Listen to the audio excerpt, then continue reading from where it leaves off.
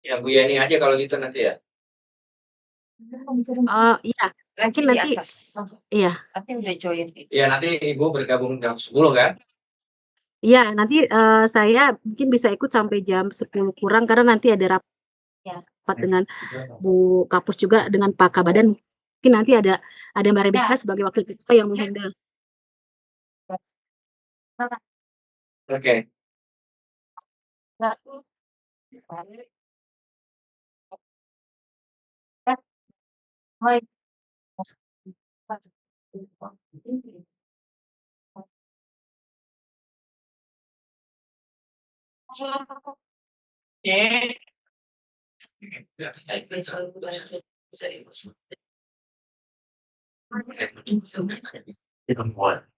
Tanya dulu kalau yang sanksi siapa ya?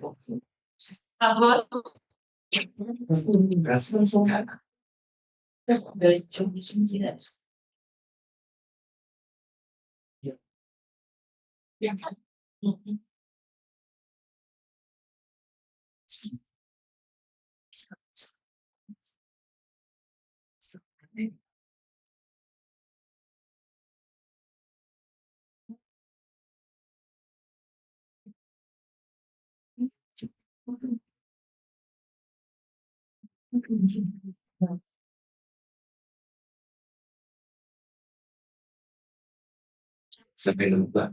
Berapa itu? Yang apa bukan? Lalu orang jam artificial, artificial.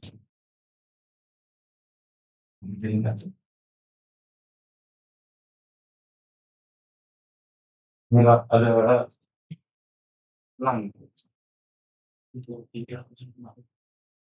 dalam kata artificial dan dasar artificial ulang tahun dibuka di sini atau gimana Pak? Kemarin-kemarin mau diwacanakan masuk dalam definisi juga kan? Iya.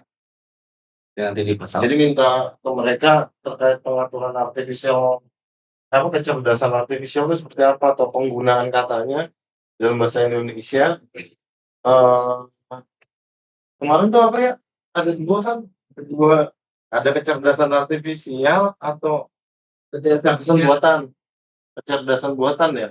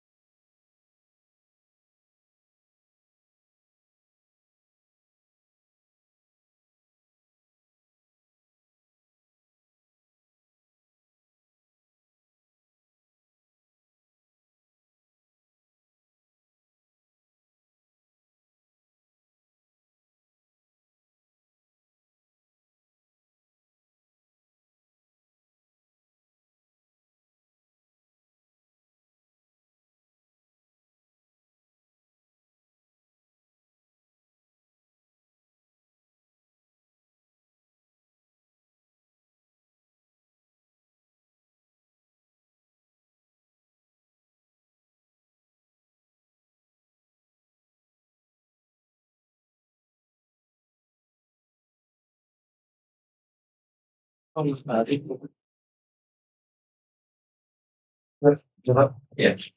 Baik. Assalamualaikum warahmatullahi wabarakatuh. Om Swastiastu, Namo Buddhaya, salam kebajikan. Selamat pagi Bapak Ibu sekalian.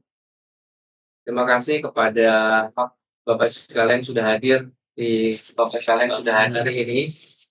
Ini dari JKI. Soalnya kok. Ya, sudah hadir di tengah kita ada Pak Ses di JKI. Pak Ses, kemudian ada Pak Dir Penegakan Hukum dari JKI dan teman-teman dari DJKI, dia saudara tim RUH kita, dan kemudian dari tenaga Badan Keahlian DPR sudah ada Ibu Yeni selaku ketua tim tenaga ahli, kemudian juga ada Bapak Ibu sekalian, ada Ibu Rina, kemudian juga ada Ibu Rebecca, kemudian ada Mas Aryudi, ya, dan juga kami menyambut terima kasih kepada Bapak Ibu dari Komdigi yang sudah berkenan hadir pada pagi hari ini, yang ikut berkenan mengikuti rapat. Di sini ada Bapak Arif ya dari Komdigi, kemudian ada Ibu Irma, kemudian ada Ibu Beatrice, ya, Pak Ferry, kemudian ada Ayu Mel, dan kemudian ada Heramawan Prasetyo yang Bapak Heramawan saya sudah ada pada kesempatan pagi hari ini. Iya, pertemuan hari ini sebenarnya kita melakukan konsultasi dengan Bapak Ibu sekalian dari Komdigi karena rancangan Undang-Undang Hak Cipta ini dilakukan revisi sebagaimana merupakan inisiatif DPR, sehingga ada beberapa hal yang perlu dikomunikasikan terkait dengan perkembangan dewasa ini terkait dengan digital. Jadi beberapa draft yang sudah dirumuskan oleh Badan Keahlian DPR dan kemudian juga sudah berdiskusi dengan Ditjen KI, ada beberapa hal yang mungkin perlu kita komunikasikan dengan teman-teman dari Komdigi. Jadi di dalam era digital ini banyak hal-hal yang berkaitan dengan kecerdasan artifisial atau kecerdasan artifisial ini memang yang telah dikenal sekarang dengan AI, bahwa perkembangan konten yang digunakan pada kecerdasan artifisial ini bersinggungan dengan karya cipta orang lain. Jadi sebagaimana contohnya kalau seorang membuat sebuah karya dengan menggunakan AI, lalu kemudian ketika data latih itu bersinggungan dengan karya cipta orang lain, maka di situ ada karya-karya hak cipta orang lain yang digunakan. Dan kemudian juga ketika dia menggunakan kecerdasan artifisial, maka pertanyaannya yang mana menjadi ranah perlindungan hak cipta dan mana yang memang itu hasil dari AI. Nah, ini hal-hal ini yang juga akan kita rumuskan di dalam rancangan Undang-Undang Hak Cipta. Nah, kemudian kita juga melihat bahwa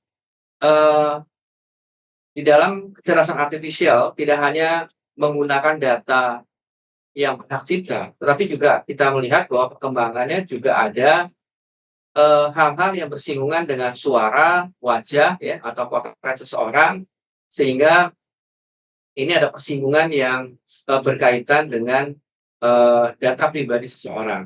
Umpamanya dia menggunakan wajahnya, terus kemudian suaranya. Nah, mungkin kalau kita perkembangan di Amerika, di daerah negara bagian Amerika, di daerah Tennessee, itu ada yang disebut dengan Elvis Act yang memberikan perlindungan terhadap suara, wajah, ya. Nah, ini yang berkaitan dengan perlindungan terhadap data mereka. Nah, kemudian perkembangan juga semakin banyak yang berkembang terkait dengan perkembangan kecerdasan artifisial. Nah, ini sebagai pembuka, mungkin itu yang nanti akan kita coba rumuskan dan kita diskusikan dengan Bapak Ibu sekalian dari Komdigi.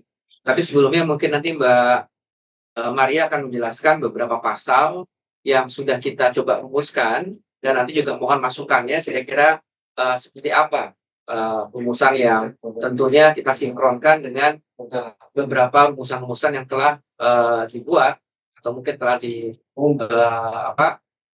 digagas oleh Komdigi terkait dengan pengaturan dari kecerdasan artifisial. Ya, Mbak Maria silakan. Ya. Baik, terima kasih Pak Dir. Mohon izin.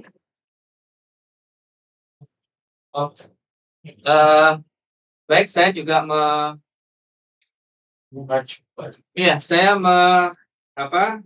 menyapa ada Ibu Fir dari Ibu Aju. Terima kasih Ibu sudah hadir pada kesempatan pagi hari ini. Ya, kami mohon masukannya untuk dapat memberikan masukan terkait dengan rancangan Undang-Undang Hak Cipta yang berkaitan dengan kecerdasan artifisial, Ibu. Terima kasih Ibu sudah berkenan hadir.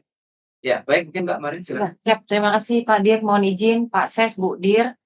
Izin menyampaikan bahwa dalam rancangan Undang-Undang Hak Cipta ini kita rencananya ingin mengatur kecerdasan artifisial dalam satu bab tersendiri. Namun di sini kita belum menyusun dalam satu bab tersendiri karena kami juga masih membutuhkan berbagai masukan terkait dengan kecerdasan artifisial. Mungkin bisa dibuka, kita bisa lihat sama-sama di pasal 59 terlebih dahulu. Ya, pasal 59. Di sini pemanfaatan ciptaan sebagai bahan pelatihan model kecerdasan artifisial tunduk pada ketentuan penggunaan wajar atau lisensi yang telah disepakati. Mohon izin Bu Dir, rencananya kami akan membuat definisi mengenai kecerdasan artifisial. Dalam rancangan undang-undang ini masih diatur di dalam penjelasan. Kita bisa lihat di penjelasan pasal 59. Ya, ini penjelasan. Yang dimaksud dengan kecerdasan artifisial merupakan bentuk pemrograman pada suatu perangkat komputer dalam melakukan pemrosesan dan atau pengolahan data secara cermat. Rumusan ini kami ambil dari surat edaran ya kalau tidak salah. Jadi rencananya kami akan masukkan ini menjadi definisi, namun kami mendapatkan informasi bahwa dari Komdiji juga sedang menyusun RPP tentang kecerdasan artifisial. Oleh karena itu kami mohon masukan mengenai definisi kecerdasan artifisial ini apakah kemudian nanti sudah sesuai dengan RPP-nya atau mungkin ada masukan lainnya. Mohon izin Bu Dir. Iya, masalahnya sudah. Ya, ini yang satu mengenai pengertian dulu Pak. Pengertian Izin. dulu. Oke. Penyamaan Baik, pusat. mohon masukannya Ibu Dir dan mungkin dari timnya juga yang bisa memberikan Terima kasih. tanggapan. Assalamualaikum warahmatullahi wabarakatuh. Apakah suara saya terdengar?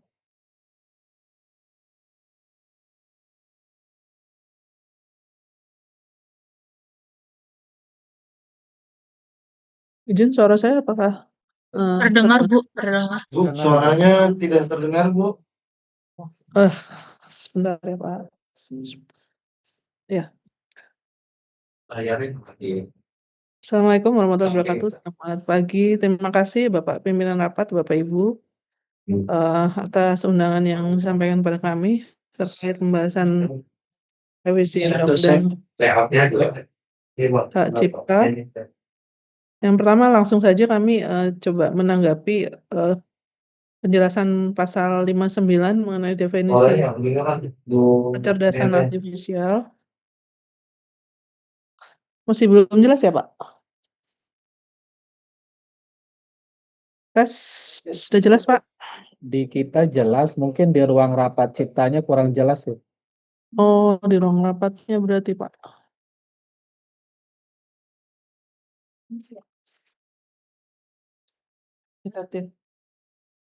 Coba Bu, tes audio.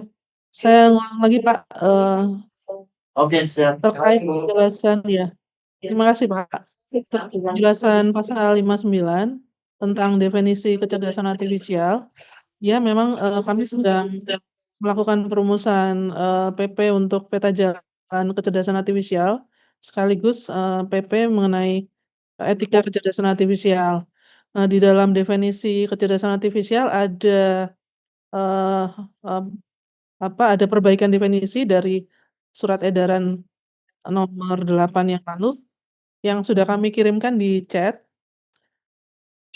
Yaitu kecerdasan artifisial adalah teknologi yang berfokus pada pengembangan sistem cerdas dengan tujuan yang eksplisit atau implisit yang mampu secara otonom atau semi-otonom memproses data dan informasi berdasarkan berbagai variasi masukan yang diterima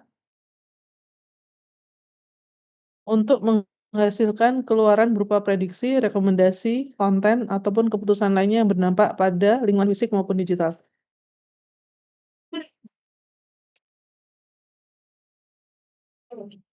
Ini ada, sebentar kami perbaiki lagi yang di chat dengan kelebihan kata. Ya, ini bagus ya. Masukan sebuah alternatif ini, Dir. Ya. Karena memang definisi yang awal itu masih belum cukup Pak untuk menjelaskan mengenai kecerdasan artifisial, apalagi dengan adanya banyak perkembangan AI yang begitu cepat. Demikian Pak. Ya, yang menarik ada kalimat semi otonom dan otonom ya Bu ya. Karena memang seperti itu ya Bu ya. Ya betul Pak. Terima kasih, Pak. Ya, baik, terima kasih Ibu. Tadi dari surat apa? Nomor 8 surat edaran Ibu ya? Surat edaran nomor 9 tahun 2023, Bu. Oke, baik Ibu. Ya. Bisa ditulis kali ya? Ya, di situ dalam kurung. Oh, maaf. Yang ini dari konsep di RPP peta jalan. Itu surat edaran yang bawa RPP. Ya, RPP peta jalan kecerdasan artifisial dan RPP etika kecerdasan artifisial. Oh, ada RPP dua. Maaf, Perpres bukan PP. Perpres. Iya. Sudah diajukan izin prakarsanya beberapa minggu yang lalu.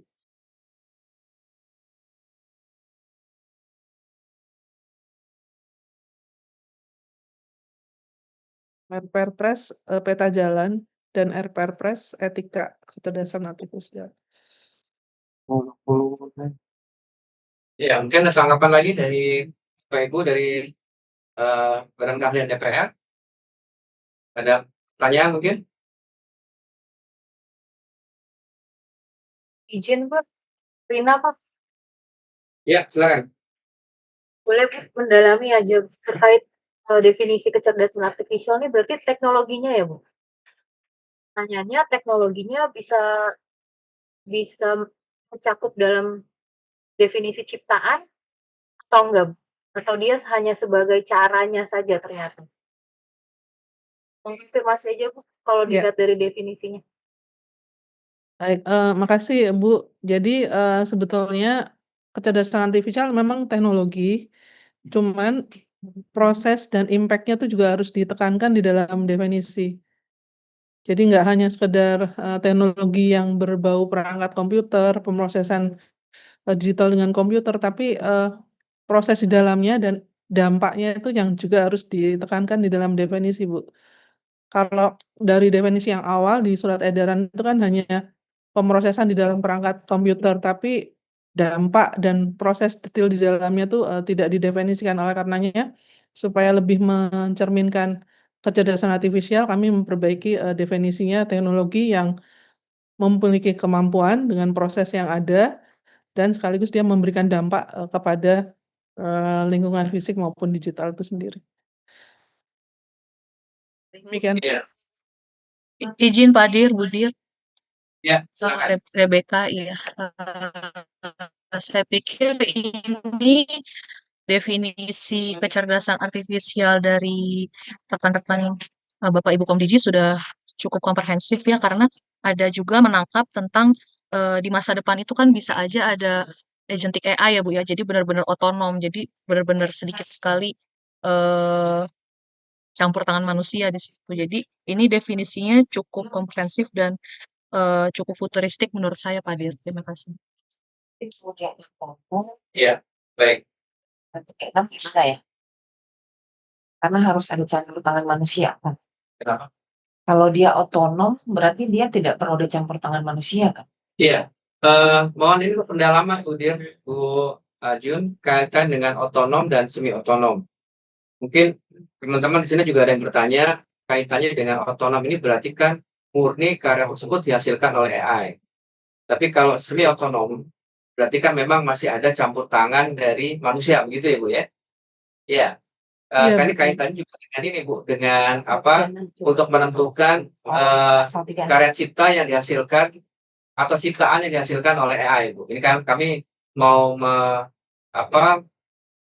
memastikan dan juga kami akan memperkuat hal ini Bu. Gimana Pak? Ya.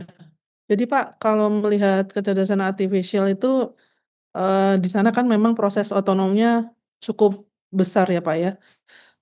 Iya. Oleh karenanya, kalau kita melihat dari dua aspek ya Pak, aspek proses digitalnya, proses pemrosesan data input sampai dengan dia eksekusinya, itu di tengah-tengahnya pastinya otonom itu terjadi atau bahkan sebelum otonom pasti ada proses yang namanya semi otonom, ada keterlibatan manusia. Iya. Nah, karenanya justru titik poinnya adalah karena kecerdasan artifisial bisa seperti ini, maka manusia tetap harus mengendalikan gitu, Pak. Nah, nanti, dampak dari, kecerdasan artifisial ini perlu ditambahkan, perlu ada, apa, perlu ada, peran manusia atau kita sebutnya biasanya dengan human in the loop ya, Pak, ya, untuk tetap mengawasi, kecerdasan artifisial ini sebagai, salah satu bagian proses, apa, eee bukan validasi, tapi proses dia perbaikan yang secara berkelanjutan terus gitu, Pak. Nah, terus kemudian dikaitkan dengan, kekayaan intelektual, semua data yang masuk ke dalam mesin kecerdasan artifisial ini memang harus ada sumber, harus ada pemiliknya. Nah, karenanya, itu juga masuk kepada bagaimana kita men-treat ya, data yang masuk, kemudian hasil atau keluaran dari kecerdasan artifisial, di mana itu ada peran manusia di dalamnya. Jadi, peran manusia di dalamnya itu bagian dari kita mengawasinya, Pak, gitu. Karena di sana bisa terjadi apapun. Gitu, Pak. Ya, baik. Sudah apa lagi? Izin Bu Direktur, ini juga pendalaman ya Bu ya, yang berkaitan dengan bahwa hasil output dari semi otonom nanti yang diinstruksikan oleh manusia ini kan hasil outputnya ada keluar berupa prediksi, rekomendasi konten ataupun keputusan lainnya berdampak pada lingkungan fisik maupun digital. Kembali ke AI ini kan ada teknologi yang kita gunakan untuk mengeluarkan output seperti itu dengan instruksi dari manusia kan gitu ya. Nah, ini kok ada dampaknya pada lingkungan fisik ya. Sementara kalau kita lihat dari sistem ini kan semuanya serba digital. Kita menggunakan platform digital untuk mengetahui apa yang kita mau berdasarkan instruksi dari kita dan outputnya digital. Nah, yang dimaksud lingkungan fisik ini seperti apa, Bu? Izin, Bu Dir. Ya. Lingkungan fisik yang dimaksud di sini sebetulnya kalau kita ngelihat, kalau digital udah pasti ya, Pak, kita lebih kepada hal-hal yang bisa kita, ini, kalau digital tuh kita sendiri sekarang sudah merasakan ya. Nah, kalau fisik itu sebetulnya eksekusi dari semua aplikasi, produk, atau use case yang ada di dalam yang menggunakan artificial ini bisa ditujukan untuk kepentingan apapun, Pak. Baik yang kita bisa lihat itu secara kasat mata maupun yang kita tidak bisa lihat secara kasat mata. Nah, oleh karenanya kita mendefinisikan dampak lingkungannya itu seperti itu. Pertama yang digital, yang mungkin kita tidak bisa raba efek dampaknya, tapi kelihatan gitu karena itu digital itu adalah proses. Nah, kemudian yang fisik ini yang, berdampak langsung. Contoh kayak kita, ini, Ya. misalnya kendaraan otonom gitu ya, Pak. Kendaraan otonom kalau misalnya kita tidak bisa kendalikan, dia akan bisa menimbulkan dampak kepada keselamatan jiwa manusia, baik yang,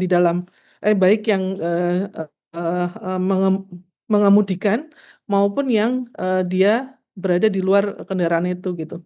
Karena bagaimanapun juga kendaraan otonom pasti ada manusia di dalamnya, tapi juga ada lingkungan di luar yang akan terpengaruh di situ, Pak. Itu salah satu contoh. Contoh yang lain pasti juga, banyak ya, Pak, yang berkaitan dengan penggunaan hak cipta juga pasti ada. Karena itu, Oke. eee, perlu Tinggal ada ditekankan pada saat nanti kita masuk ke etikanya, Pak. Baik, Bu Dir, kalau kita lihat dari objek ciptaan yang mungkin nanti di-develop dengan menggunakan AI, misalnya nanti akan dalam bentuk seni logo, gambar, seni musik, ataupun karya tulis. Nah, semuanya nanti output-nya ini bisa jadi nanti berupa misalnya kalau gambar nanti bisa dalam bentuk image gitu kan, atau misalnya kalau tulisan nanti dalam output-nya PDF kan seperti itu, lagu nanti dalam bisa Word atau PDF itu kan kita lihat itu dalam format digital semua ya, Bu, ya. Tapi objek ciptaan ini salah satunya memungkinkan dalam bentuk fisik kayak misalnya alat peraga, Bu. Alat peraga itu kan dari salah satu objek ciptaan yang dilindungi ataupun juga software di situ kan. Jadi tadi Ibu kan bicara tentang kendaraan listrik, ini kan tetap nanti, kendaraan listrik itu bergerak berdasarkan perintah dari software itu yang hasil AI ya, pengembangan AI itu sendiri. Jadi, yang dimaksud di sini lingkungan fisik itu keluaran lain ya, Bu, ya, pengembangan dari hasil akhir AI itu yang dalam bentuk digital yang kemungkinan besar bisa juga ditransformasikan dalam bentuk fisik begitu ya, Bu, ya? Iya iya betul, Pak. Jadi sebenarnya keluarannya bisa macam-macam ya, Pak, karena, bisa grafis, bisa video, bisa yang paling sederhana sekalipun ya Pak, teks segala macam karena memang kan ini kecerdasan artifisial itu dia kemampuan untuk memproses input apapun ya Pak, dengan output yang kita ciptakan ya, ingin apa gitu. Nah, karenanya pasti di dalam setiap output keluaran dari kecerdasan artifisial itu berupa keputusan, produk akhir gitu, produk akhir yang selain diperlukan untuk memberikan solusi pada suatu persoalan, juga diberikan untuk memberikan inovasi ya Pak, inovasi atau kreativitas baru ya, yang belum tercipta sebelumnya gitu ya. Banyak hal sebetulnya yang bisa dihasilkan dari kecerdasan artifisial ini Pak. Jadi ini makanya kami memberikan definisi menghasilkan keluaran berupa prediksi, konten maupun keputusan lain yang tentunya berdampak pada banyak hal termasuk fisik maupun digitalnya sendiri. Gitu. Betul Bapak yang tadi Bapak sampaikan. Ada lagi? Cukup. Ada lagi? Izin Ibu, izin bertanya. Berarti di sini di dalam RU ini kita harus menegaskan terlebih dahulu bahwa ya produk dari kecerdasan artifisial yang diakui sebagai hak cipta itu adalah yang memiliki kontribusi manusia, seperti itu ya Bu ya. Harus ada penegasan terlebih dahulu itu, meskipun di dalam definisinya itu ada kata ada frasa otonom. Ini agak saya tadi agak sedikit bertanya-tanya apakah tidak masalah ketika di dalam definisinya kita menyebutkan otonom, tapi kemudian di dalam batang tubuhnya kita tidak mengakui itu sebagai ciptaan ketika AI itu otonom gitu. Jadi apakah tidak masalah tetap disebutkan otonom, yang penting dalam batang tubuh kita tegaskan bahwa ciptaan yang diakui produk AI itu adalah yang memiliki kontribusi manusia. Seperti itu ya Bu, izin.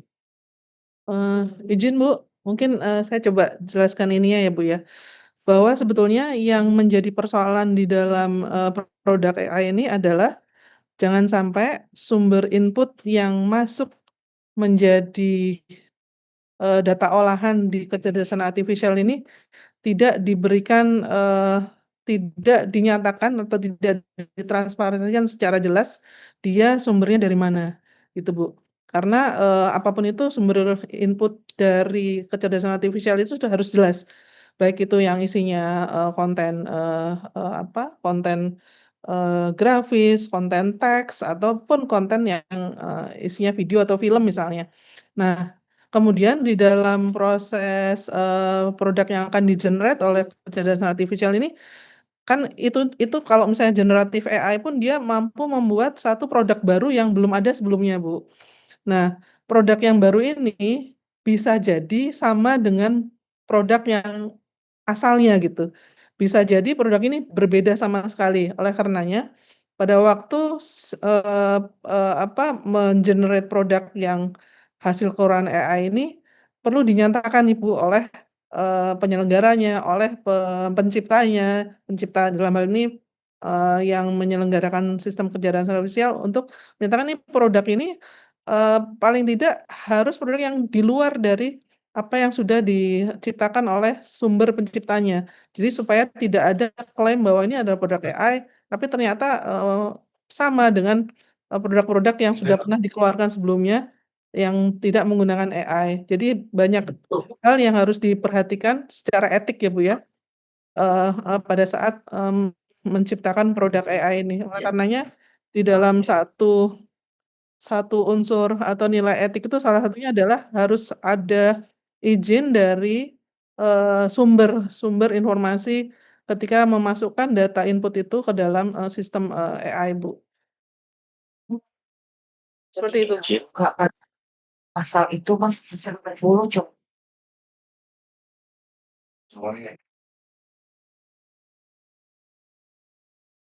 Huruf F, kalau kita di sini udah nyatain sih ya.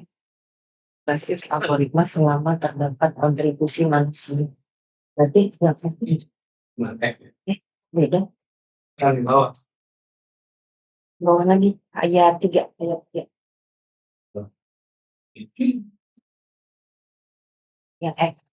Iya, ini mohon masukannya juga Bu. Ini kita lihat ciptaan Mas Pada 1 mencakup, ini ada F, model kecerdasan artifisial, yang menghasilkan karya berbasis algoritma selama terdapat kontribusi manusia. Kira-kira gimana nih, Bu? Ini kaitan dengan ciptaan, Bu, ya, karya yang, bisa dilindungi sebagai satu ciptaan.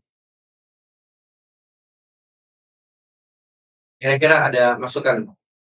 Ini baru draft, eee apa, kasar gitu ya.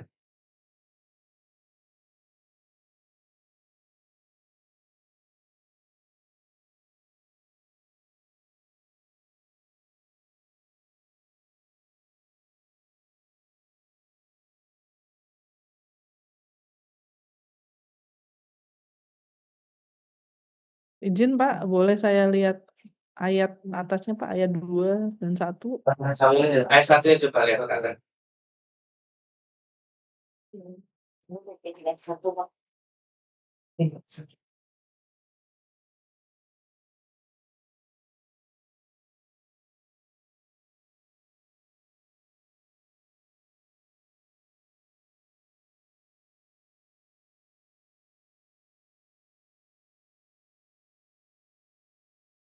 Jadi semua karya ciptaan,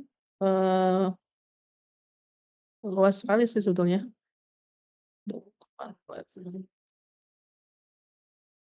Mas ya, Bu, ya? Iya, luas sekali. Kayak contoh nih Pak, misalnya buku, pamflet, perwajahan karya tulis yang diciptakan, diterbitkan, atau semua hasil karya tulis lainnya, pasti ada sumber yang membuat ceramah, pidato, Betul. semua. Ya, semua hasil produk non AI itu pasti juga ada yang bikin kan Pak, yang bikin berarti yang ya ciptaan, istilahnya ciptaan ya Pak ya. Iya, Nah, ciptaan, Ibu. betul. Kalau boleh saya bertanya Pak, nanti ini Ya. apakah semua produk ciptaan ini harus diregistrasi ya Pak? Sebagai Iya, produk jadi gini, yang harus punya hak cipta. ya kalau hak cipta kan perlindungannya otomatis, Bu, sejak pertama kali dipublikasikan. Jadi, catatan hak cipta itu sebagai bukti awal kepemilikan, Ibu. Jadi, setiap orang yang punya karya cipta itu perlindungannya otomatis sejak pertama kali dia diwujudkan.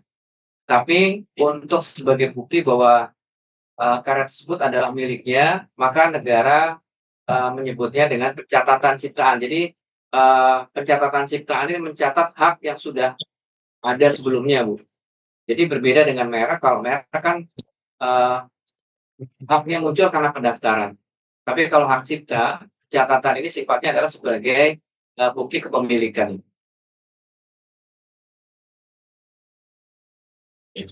Jadi memang, di sini ada persinggungan juga, seperti contohnya kaitan dengan kecerdasan artifisial.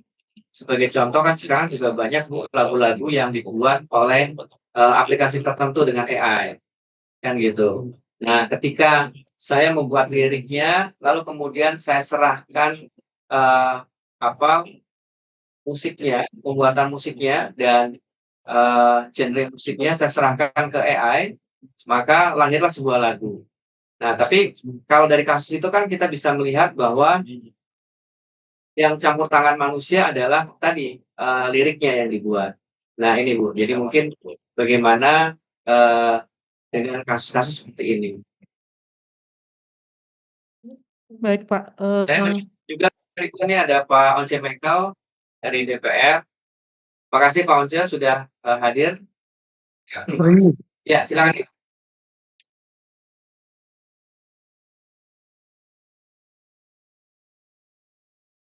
Selamat pagi semua.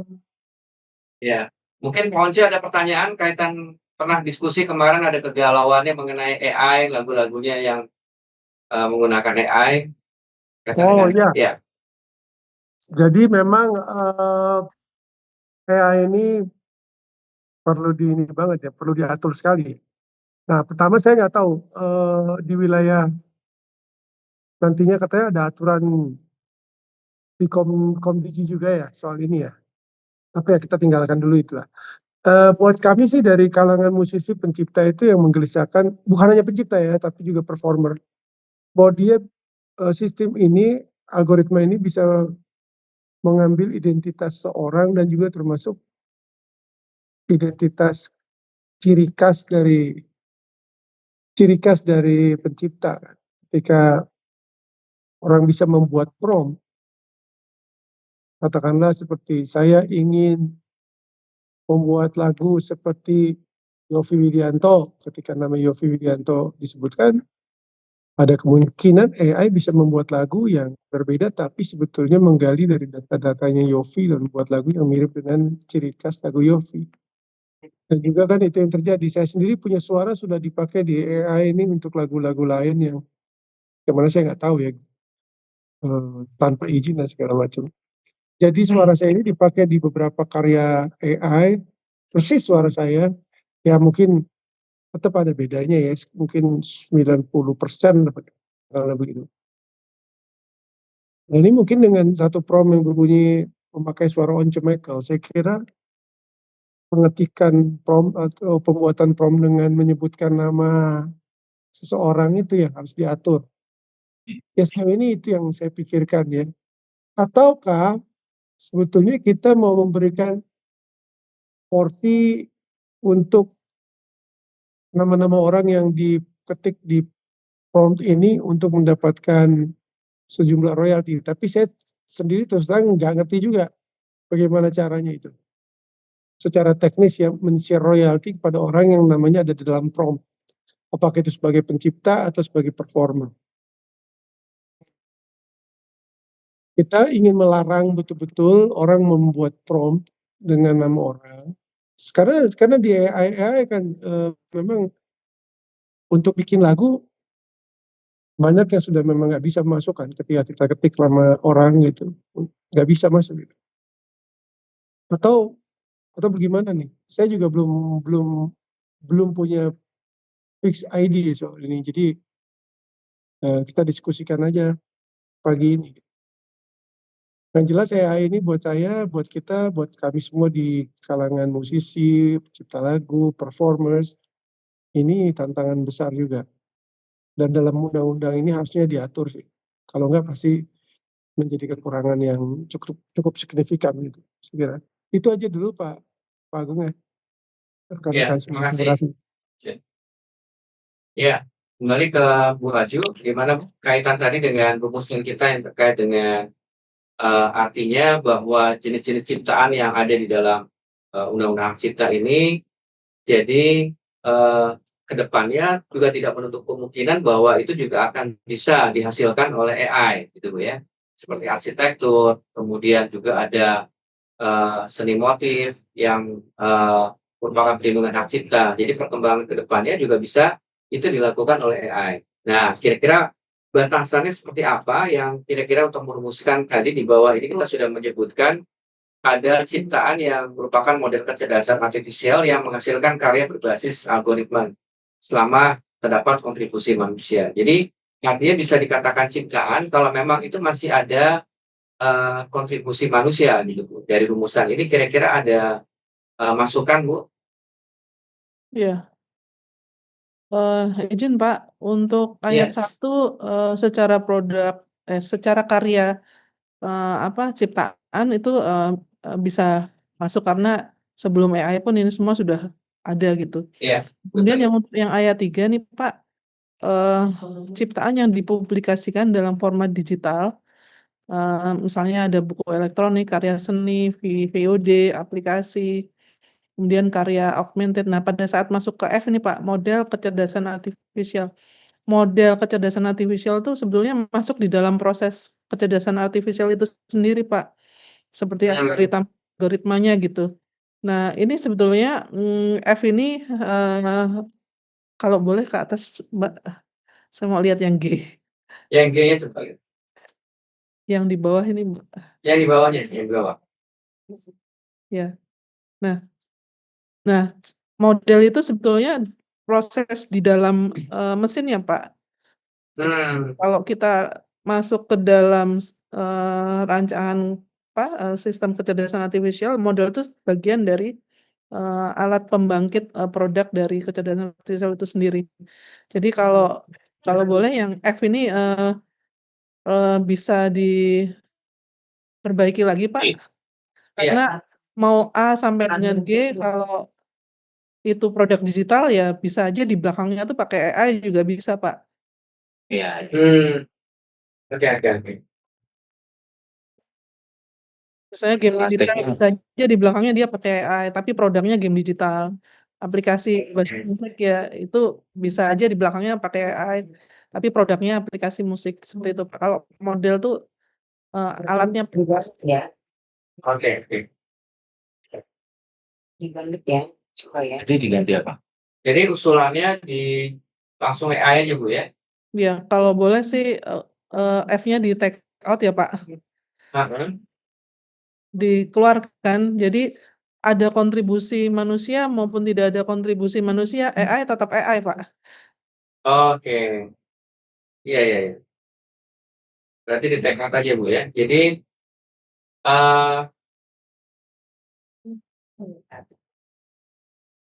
Yang atas ini kecil ya. Ke bawahnya pada ke atas.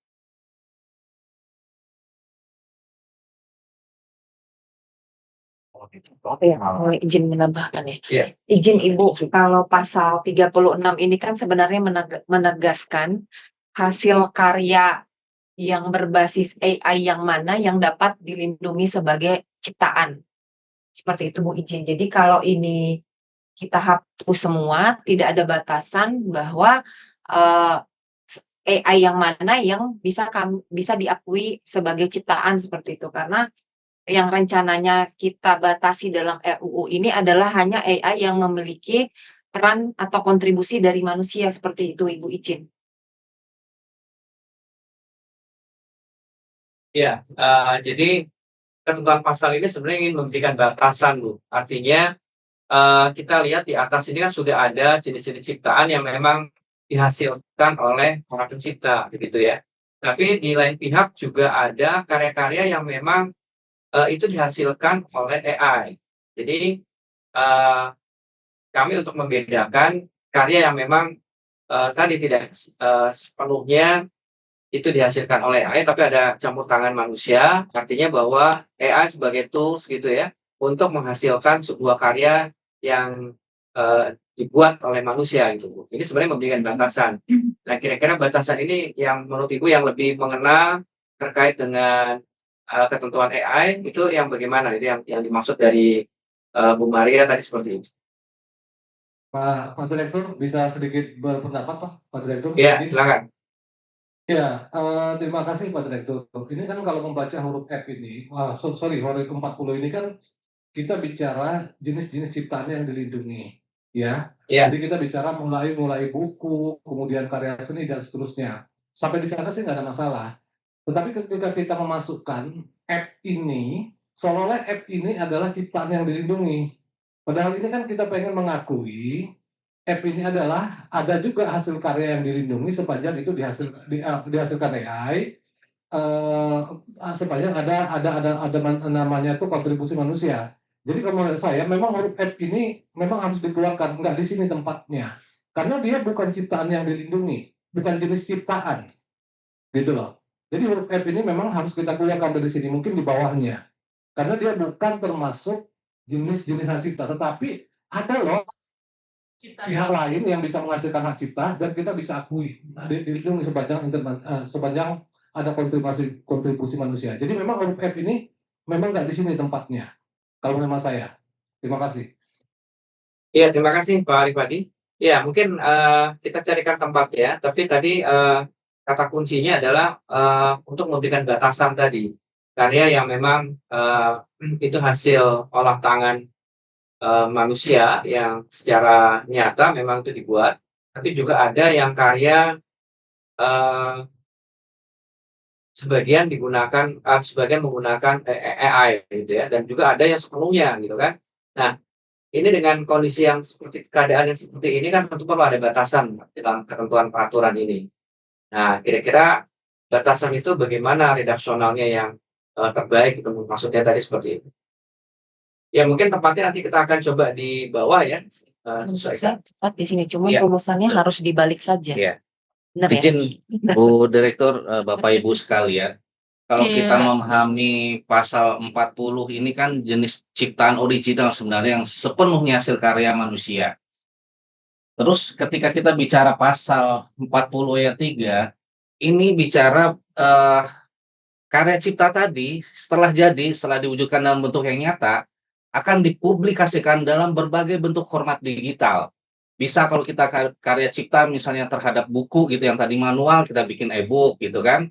Untuk karya sinematografi jadi video on demand gitu kan. Musik nanti dari yang konvensional nanti akan menjadi dalam format digital terus disebarluaskan dalam berbagai bentuk platform digital. Itu dari pempublikasian dari semua karya ini akan dalam format digital, termasuk dengan huruf F tadi yang sebenarnya dimaksudkan adalah hal-hal lain yang mungkin akan menggunakan kecerdasan artifisial itu yang sebagai bagian transformasi atau pempublikasian dari karya yang dimaksud pada pasal 40 huruf A sampai I tadi, itu sebenarnya Bapak Ibu sekalian yang dimasukkan di sini. Sehingga kenapa F ini tetap harus ada itu untuk cantolan hukum ketika ada pemanfaatan atau penambahan ciptaan yang tadinya sudah jadi terus mau dimodifikasi dalam format digital dan itu menggunakan AI, maka F ini diperlukan. Jadi bukan sebagai ciptaan tersendiri. Barangkali itu Bu Dir dari Komdiji yang kita inginkan, kalaupun memang harus di-take down atau kalau menurut saya sih jangan di-take down, mungkin diganti saja menggunakan istilah lain sebagai pengganti kata model. Jadi apakah dalam bentuk format, intinya ini menggunakan AI di situ untuk sebagai, pempublikasian dalam format digital, itu Bu, izin. Terima kasih. Izin Pak Direktur, Bu Direktur. Iya, silakan.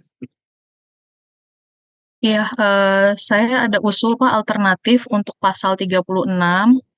Jadi kita kunci dulu syarat-syarat AI-nya itu di situ apa yang kira-kira memang ada kontribusi manusia, nanti di pasal 40-nya di bawah baru kita rujuk ke atas karena kan dia sudah di bawah kan.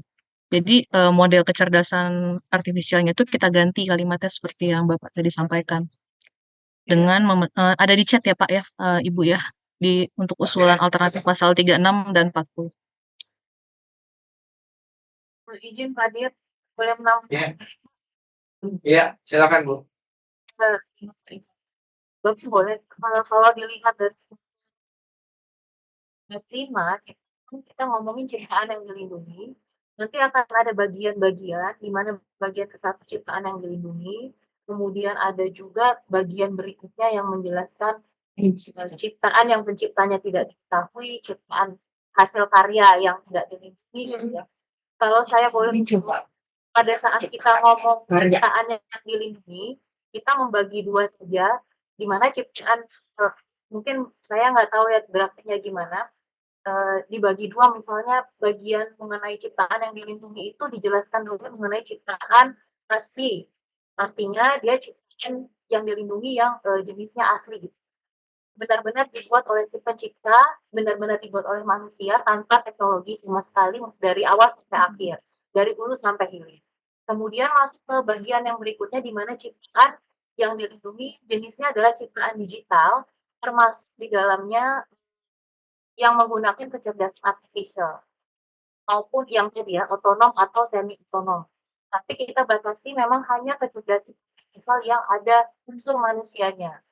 Nah, di bagian itu kita memberikan, contoh secara, lebih rinci mengenai ciptaan jenis yang ada kecerdasan yang bisa dibuat kecerdasan artifisial itu apa saja. Kemudian, baru di bawahnya ciptaan yang tidak diketahui penciptanya dan terakhir hasil karya yang tidak, dilindungi oleh, undang-undang ini. Jadi di-split aja seperti itu bagiannya supaya lebih jelas. Kemudian satu lagi Pak Dir, tadi kan juga ada NFT, artinya ada aset digital yang dalam bentuk virtual. Nah, itu juga bisa masuk dalam bagian yang, ciptaan digital. Saya nggak tahu itu pasti juga menjadi bagian dari hasil AI ya, harusnya. Tapi dia konsepnya beda dengan ciptaan AI. Setahu saya, seminim pengetahuan saya, NFT, game virtual itu aset digital yang virtual itu dia bagian dari blockchain. Beda lagi dengan ciptaan yang dihasilkan oleh AI. Sepengetahuan seminim saya ya Bapak Dir. Nah gitu, jadi itu juga perlu diatur, mau berbeda atau sama saya nggak paham, nanti tapi strukturnya mungkin seperti itu kalau boleh kasih, masukan atau usulan. Pak Dir, terima kasih. Iya, terima kasih Bu Tina. Eh, Iya, kami juga bertanya Bu Dir, Bu Aju, yang terkait dengan eh, apa pembayaran digital ya, seperti blockchain dan sebagainya, aset digital ini bagaimana Bu pengaturannya dari Komdigi mengatur hal ini Bu?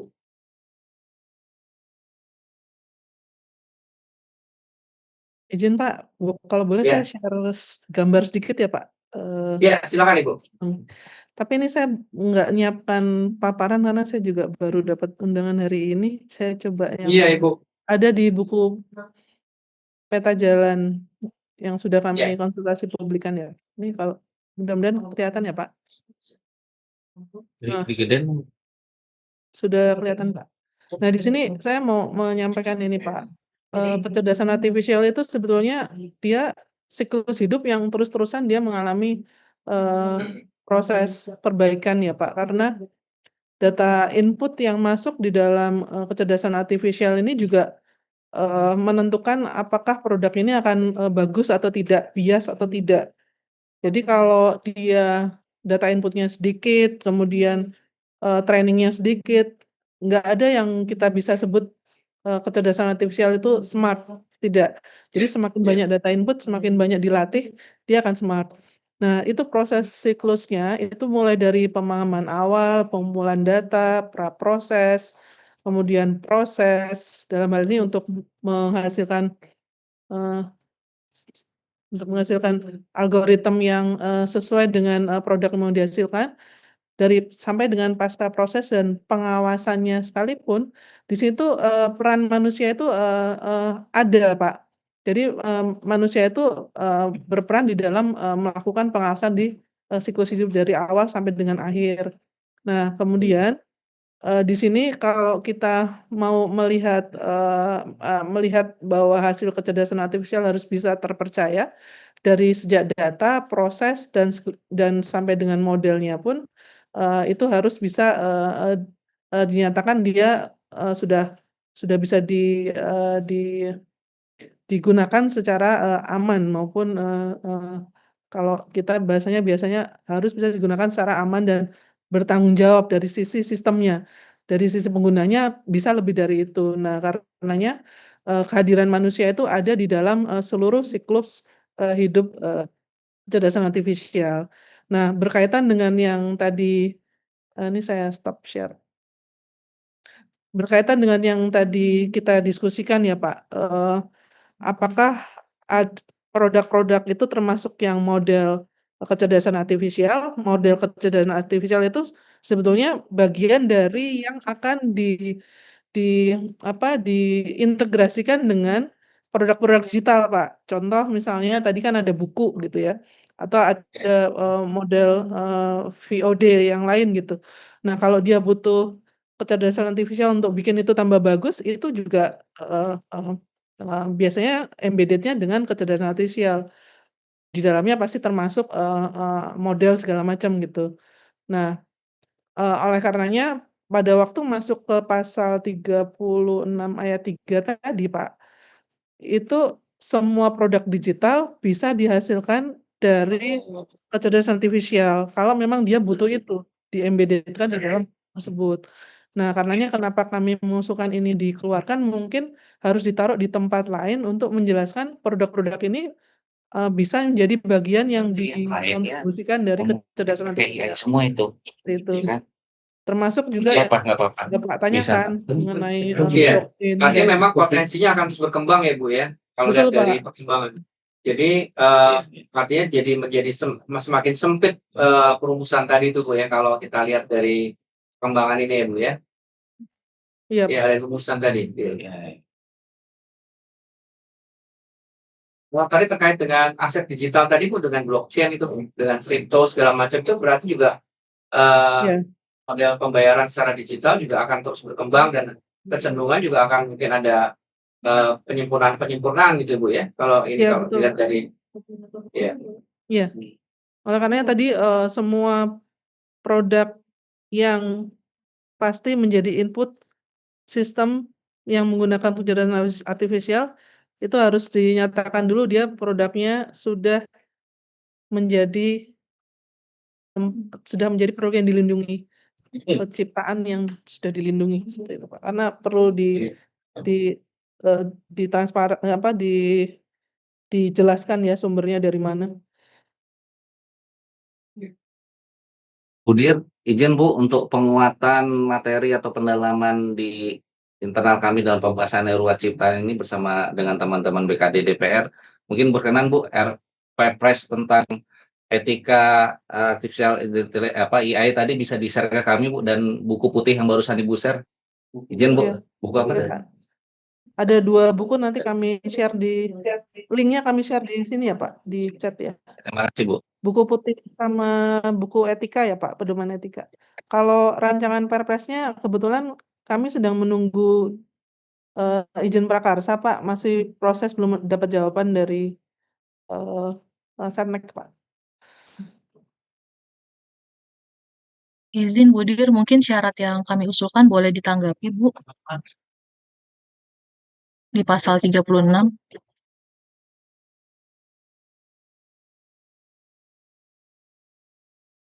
Yang mana ya? Yes.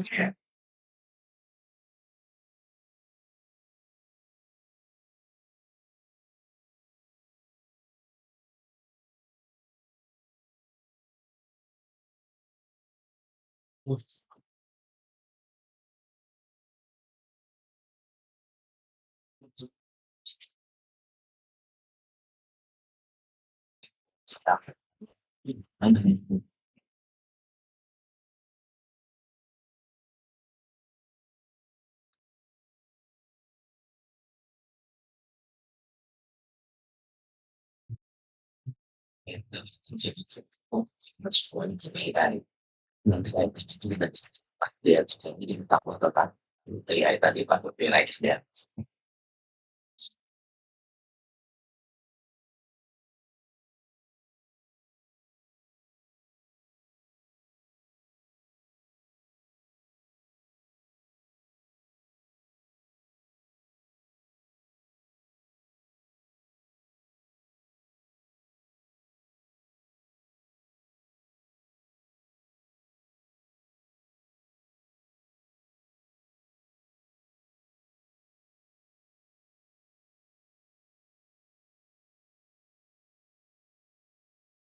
Ini berarti Keterlibatan kreatifnya tetap harus ditegaskan dari manusia ya. Iya. Orang atau badan hukum yang memiliki keterlibatan kreatif. Kata yang kali ya. Iya, yang memiliki 5 alur tadi kita masukin aja kalau mau komprehensif. Iya. Keseluruhan alur tadi itu konsepsi sampai pengawasan tadi Pak. Nanti kita pelajari lagi. Ini kan baru sampai 3 tahap aja kan.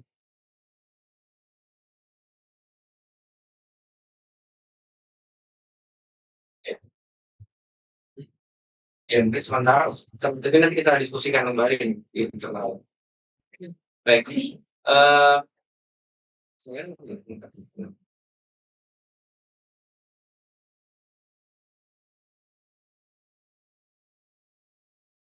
Ini Mas, salah lain. Mungkin Pak Dir pasal 40 huruf F ya, ayat 3. Oke.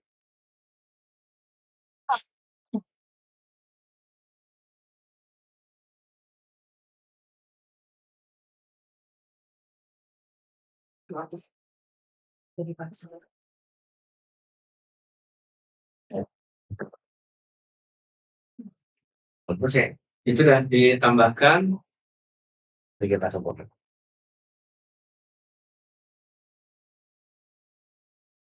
Ya, mungkin dari Pak Dirgakum tadi diskusi ada mungkin yang terkait dengan potensi pelanggaran Pak, mungkin yang terkait dengan digital ini Pak, mungkin bisa disampaikan Pak Dir.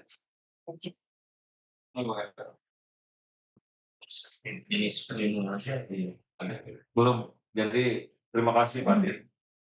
Jadi tentunya yang kita bahas ini kan terkait dengan mana sih sebetulnya yang masuk. Suaranya kecil sekali Pak. Tes. Tes. Udah masuk.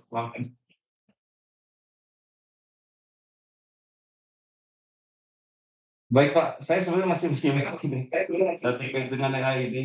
Jadi kita fokus kepada AI mana yang masuk ke dalam karya cipta Pak. Kalau kita lihat pengertiannya ciptaan sendiri kan hasil karya di bidang cipta, ilmu pengetahuan dan seni, sastra. Oke. Kalau Iya, silakan Bapak. Sudah jelas. ya, ini kan kita sedang diskusikan terkait AI mana sih yang masuk ke dalam hasil karya cipta Pak. Artinya kita harus kembali kepada pengertian ciptaan itu apa sih sebetulnya, begitu kan Pak? Kalau dilihat dari pemahaman tadi, pasti semua AI ada campur tangan manusianya. Hanya batasannya sejauh mana campur tangan manusia itu kan harus dikasih batasan. Karena nanti ini akan berpotensi Pak. Di sisi lain AI ini harus kita lindungi, tapi di sisi lain juga AI tersebut juga berpotensi untuk melanggar haknya orang lain. Nah ini harus ditentukan betul batas-batas campur tangan manusia. Ya, sehingga tidak bertabrakan tadi terkait dengan pasti akan banyak potensi-potensi konflik terkait dengan penggunaan AI ini. Ya tadi mungkin orang yang sudah meninggal bisa dimunculkan kembali, mungkin mengenerate punya karya orang lain sehingga mirip dengan karya orang lain. Nah, sehingga ini memang harus dibahas tersendiri Pak terkait dengan pemanfaatan AI yang memang berhak dilindungi. Itu aja mungkin Pak, tambahannya sedikit Pak. Nanti saya lanjutkan lagi. Terima kasih. Baik, terima kasih Pak. Iya, silakan. Dari Jen BP. Iya. Ibu sih. Begini Pak Dir, tadi juga disampaikan dari Pak Dirgakum maupun Mbak Rina dari BKD. Memang di awal kan kita sempat sebelumnya berdiskusi kalau AI ini akan dimasukkan dalam bab khusus tersendiri gitu. Namun kenapa dimasukkan khusus tersendiri adalah untuk bukan membedakan kekhususan dari AI yang besar atau AI yang umum yang akan diatur oleh Komdiji, sebenarnya seperti itu kan. Makanya tadi ada pemikiran, bisakah sebenarnya definisinya ini kita langsung ambil plak-ketiplek dari Perpres seperti itu gitu. Kalau di kami dalam perancangan sebenarnya boleh asal memang pengertian yang diambil dari Perpres itu memang yang kita butuhkan dan kita aplikasikan dalam RUU ini gitu. Namun tadi ada diskusi juga ini otonom, semi otonom bisa nggak atau sebenarnya yang di sini itu khusus hak cipta itu yang untuk yang ada keterlibatan manusia sendiri gitu. Kalau seperti itu mungkin bisa masuk ke batasan pengertian. Jadi RUU ini bisa membatasi sebenarnya AI mana sih yang sebenarnya dalam pengertian kita yang pengen diatur seperti Pak Dirgakum tadi gitu. Kita mau fokus kemana nih? Kalau diskusi awal kita balikin kan ini mau AI yang terkait hak cipta gitu. Jadi kita bisa berikan batasan pengertian di definisinya kalau ini memang khusus untuk hak cipta, yaitu makanya harus ada bukan AI umum yang ada otorized dari keterlibatan manusia apa enggak gitu. Itu kita kunci dulu gitu. Dan kemudian kalaupun memang mau ngambil sesuai dengan Perpres pun bisa, tapi nanti di bab tersendiri khusus AI kita itu harus seperti kata Mbak Rina tadi, kita dari BKD kita benar-benar harus memberikan pengecualian di dalam bab AI itu kalau memang ada pembedaan ciptaan mana yang dihasilkan oleh manusia yang dilindungi oleh undang-undang ini ataupun yang pakai AI yang dilindungi undang ini atau tidak, itu ada. Itu harus kita rumuskan gitu. Makanya ini tidak bisa ini kalau tidak kita deal dulu. Bapak mau ngasih pembatasan pengertian apa dulu atau kekhususannya di mana itu harus clear dulu kalau dari kami Bapak. Baru nanti kita bisa rumuskan tuh ke bawah-bawahnya maunya kayak gimana gitu. Kalau dari kami sebenarnya sudah ada beberapa alternatif, tapi ya itu saya ngikutin dulu Pak Agung ini dari Pak Dirjen KI ini kalau mau diputuskan dulu Pak, Bapak mau kekhususan AI-nya aja yang kita ambil dari definisi itu atau secara umum.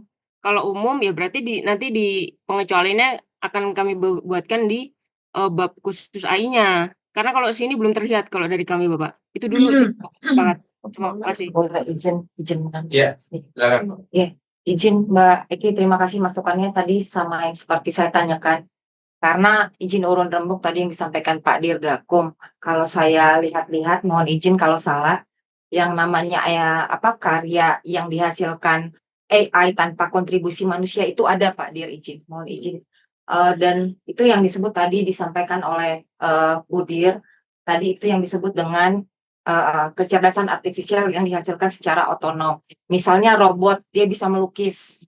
Robot, jadi tidak ada peran manusia di dalamnya, itu contoh sederhana saja mungkin ya, tidak ada peran manusia di dalamnya. Nah, tadi yang disampaikan Mbak Eki itu sempat saya tanyakan, apakah boleh kita mengatur secara semi otonom saja? Karena kan kita sudah batasi ketika disebut secara semi otonom artinya ada peran atau kontribusi manusia di dalamnya, seperti itu. Kalau memang bisa kita batasi tidak mengikut pengertian yang dalam Airperpres, karena kan kalau Airperpres itu kan pasti mengatur yang keseluruhan, baik yang otonom maupun yang semi otonom.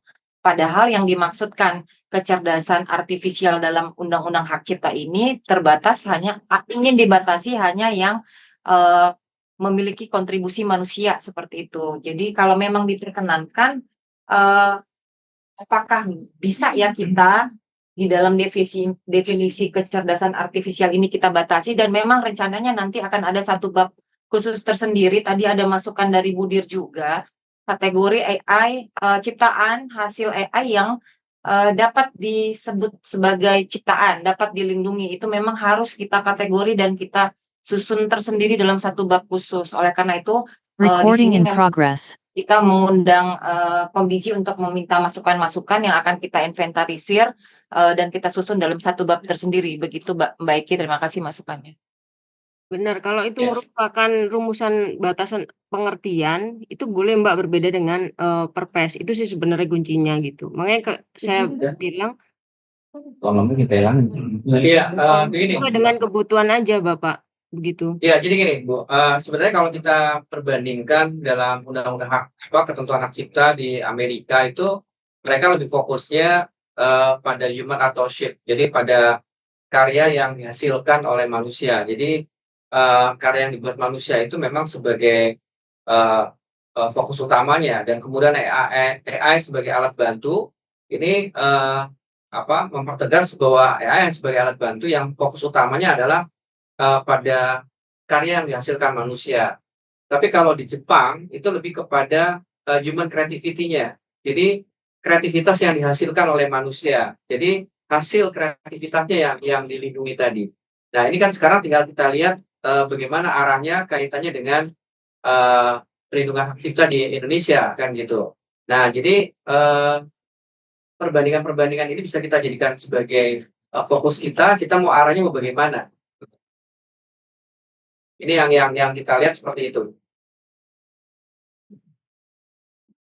Izin Pak. Ya, silakan Ibu. Mungkin pertama saya menanggapi yang pasal 36. Pasal 36 tadi sempat disampaikan menjadi syarat ya. Syarat untuk keterlibatan kecerdasan artifisial yang berkaitan dengan kreativitas ya. Ya. Dari poin 1 A, B, C ini dan ya Pak ya, berarti semua harus terpenuhi sehingga kecerdasan artifisial sehingga ciptaan yang melibatkan kecerdasan artifisial itu harus dinyatakan sebagai yang memiliki kepemilikan hak cipta. Kemudian yang ayat 2 kalau tidak memenuhi A, B, dan C berarti tidak. Ini kami melihatnya ini sudah mencukupi syarat kreativitas, keterlibatan kreatif. Nah, kemudian yang masuk lagi tadi sempat disampaikan oleh Ibu yang sebelumnya, maaf saya tadi lupa Ibu. Yang pertama mengenai otonom dan semi otonom. Nah, otonom dan semi otonom ini sebetulnya bukan persoalan produk yang melibatkan manusia dan tidak melibatkan manusia itu sebetulnya di luar dari hal yang nanti masuk di dalam persyaratan kepemilikan hak cipta. Sebenarnya bukan seperti itu. Nah, definisi otonom dan semi otonom ini adalah kecerdasan artifisial yang nantinya dihasilkan tanpa keterlibatan manusia, dia otomatis nggak di dalam kendali manusia. Dia melakukan tugas-tugas secara otomatis dari data-data yang dia punya secara terus-menerus. Nah, yang semi otonom ini yang masih memerlukan campur tangan manusia di dalam operasional produknya. Seperti contoh tadi sudah saya sebutkan yang kendaraan otonom misalnya. Juga mungkin di sektor kesehatan untuk diagnose. Nah, diagnosenya ke depan pun nanti bisa dilakukan oleh bantuan AI, tapi dia tetap memerlukan analisa dari manusia untuk menyatakan bahwa diagnosa ini sudah aman dan sudah baik gitu. Jadi lebih kepada pengoperasiannya memerlukan keterlibatan manusia secara utuh, secara penuh, atau dilepas oleh mesin itu untuk berjalan ya, menghasilkan output gitu. Jadi sebetulnya tidak berkaitan dengan dia harus memenuhi syarat kepemilikan hak cipta atau enggak, itu enggak ada kaitannya. Nah, oleh karenanya, untuk memahami otonom dan semi otonom ini jangan dicampur adukan dengan keterlibatan kreativitas sebagai syarat kepemilikan hak cipta. Seperti itu, Pak. Oke. Pak Eson, tanggapan?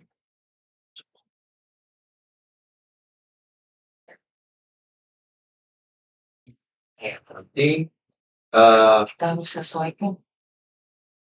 Berarti tidak masalah ketika disebutkan semi otonom.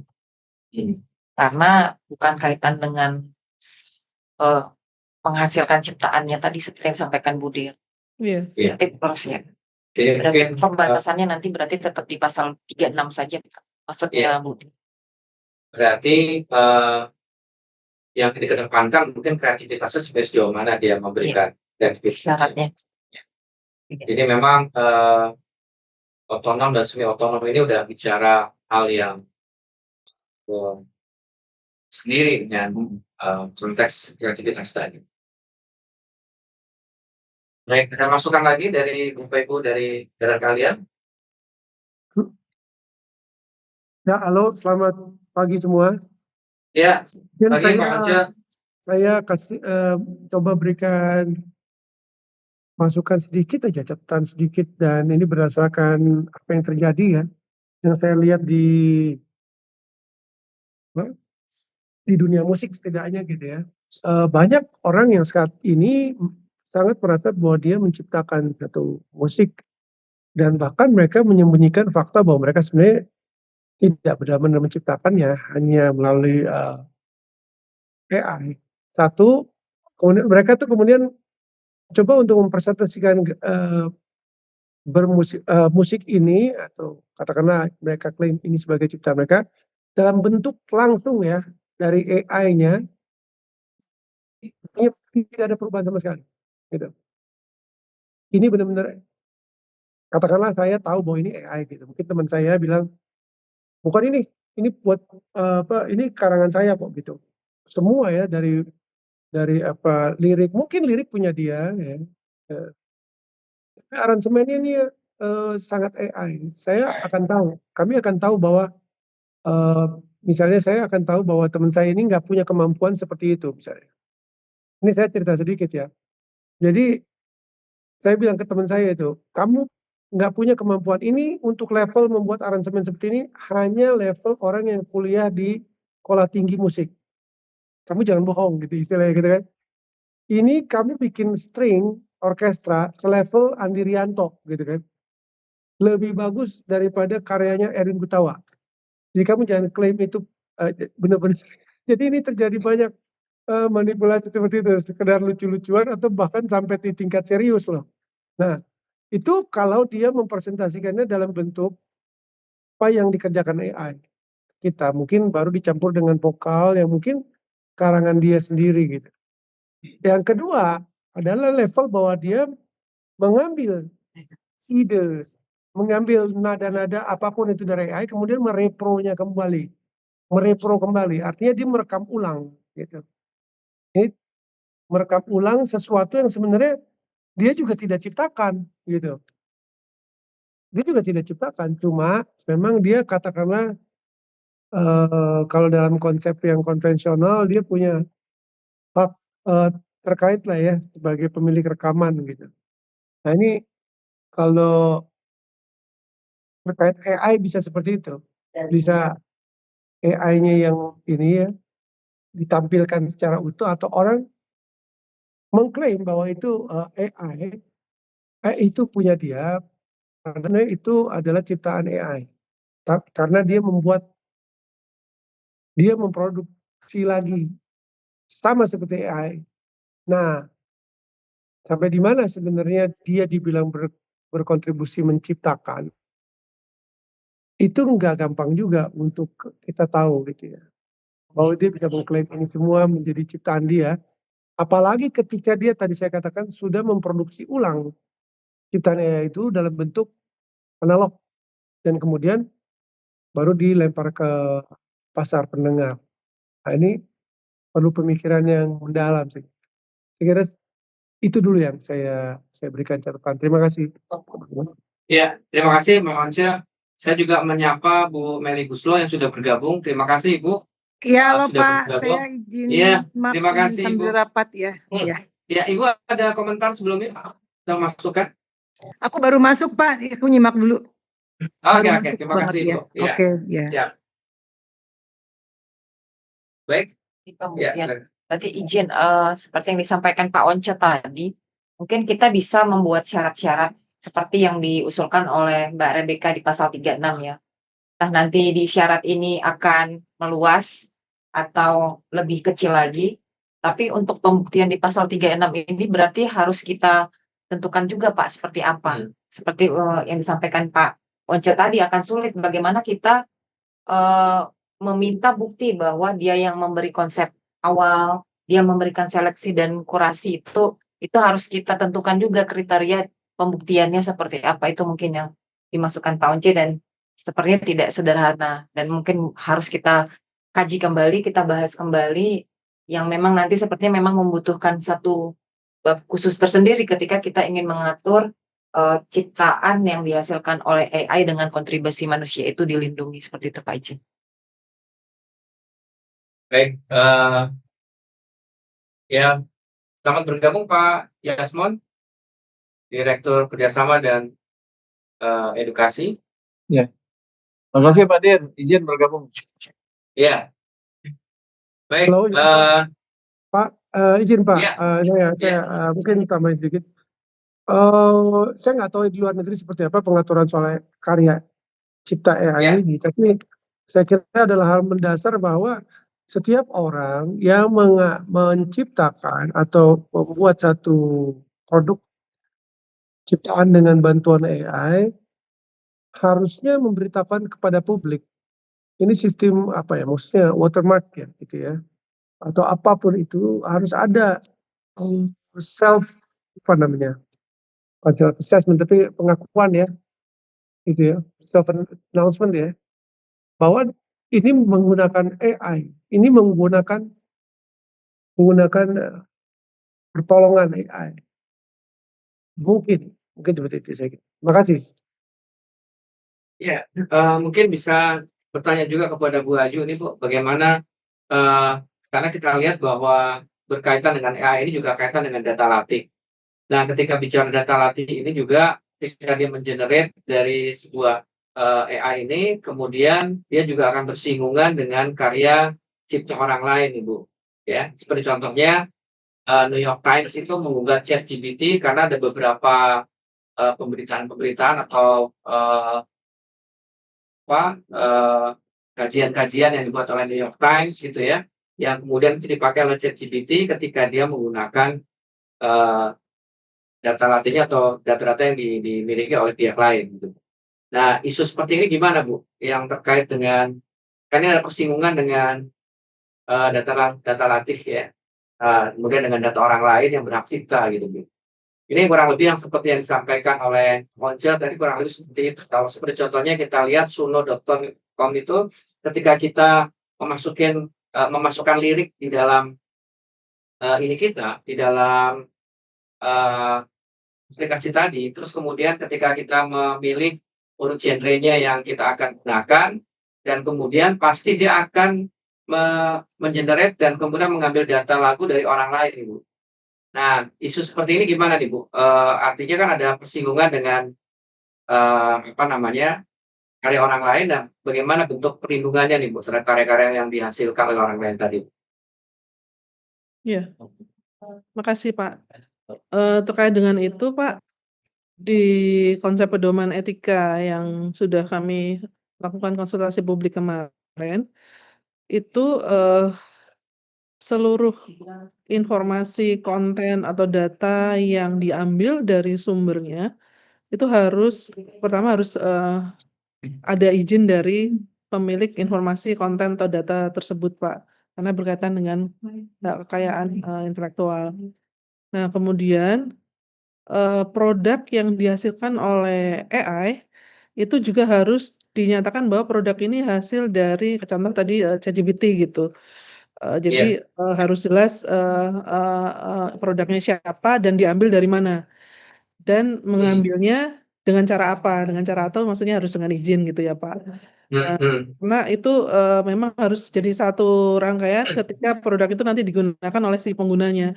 Jadi penggunanya yakin ini memang produk AI dan, pada saat ditanyakan ke AI misalnya, "Kok ini, data ini kok, hampir sama dengan yang sudah pernah ada dari, si, pencipta," dalam hal ini contoh ya ChatGPT-nya juga, harus, membuktikan bahwa saya sudah dapat izin dari, pemilik informasi tersebut. Jadi rangkaian-rangkaian itu memang harus, clear di depan, Pak, gitu.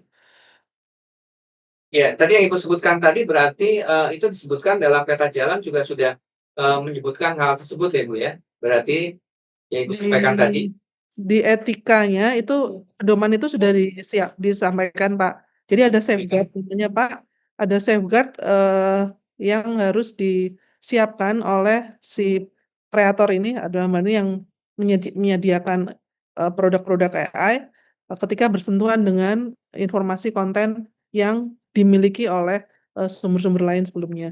Itu sudah ada, Pak, namanya kita sebutkan dalam bentuk safeguard, Pak, yang harus dipedomani gitu, Pak. Oke, baik. Berarti, ini juga konsep safeguard ini juga bisa kita masukkan, Bu, dalam RUU Hak Cipta ini karena kan, tidak menutup kemungkinan bahwa karya yang dihasilkan seseorang juga dia mengambil source-nya dari, karya orang lain, Bu. Mungkin bisa Iya, juga, iya. bisa dimasukkan, Bu, ya.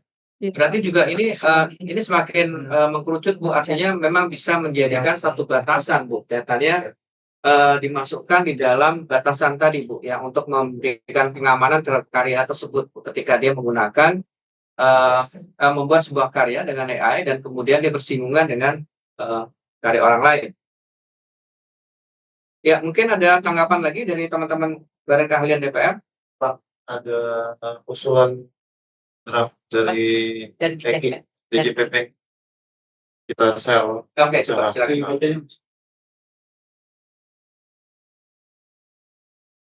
Iya, izin Pak Dir. Itu kami mencoba untuk konkret aja Pak Dir di rumusannya. Tadi kayak yang saya sampaikan tadi untuk di bab khususnya itu gitu. Makanya nggak apa-apa diskusinya seperti itu. Cuman kalau di kami Pak Dir mau definisi mau di ketentuan umum mau diberikan definisi ataukah batasan pengertian itu tidak masalah. Yang penting ada apa yang saya tulis di pasal 2 sama pasal 3 ini dan pasal 4 dan penjelasan di bawahnya itu yang bisa menurut saya ya tapi ini diskusi juga apakah hal ini bisa mengunci gitu atau memberikan batasan yang memang ingin diatur atau dibatasi dengan RUU ini Pak Dir. Jadi tidak luas sekali gitu sih Pak Dir.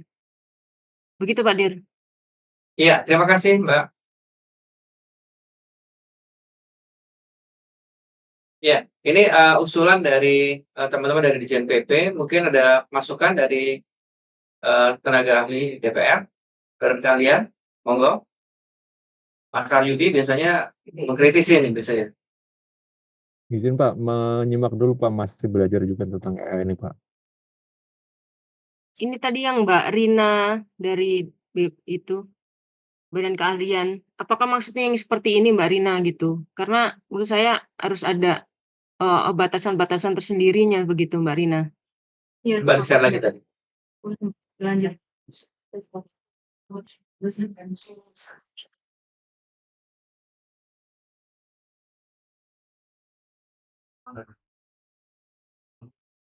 Ya, mungkin tadi dari Bu Dir bisa juga nanti Bu kami bisa mendapatkan referensi kaitan dengan safeguard tadi Bu. Itu sebagai referensi kami. Jadi kami bisa merumuskan. Jadi nanti kita akan coba merumuskan beberapa pasal dan tentunya bahwa pertemuan ini tidak hanya sampai di sini, tapi nanti mungkin kita akan konsultasi lagi setelah kita membuat masukan-masukan dari Ibu tadi. Kita akan coba untuk mengembangkan kembali dari pasal-pasal yang sudah kami buat dan kita perbaiki.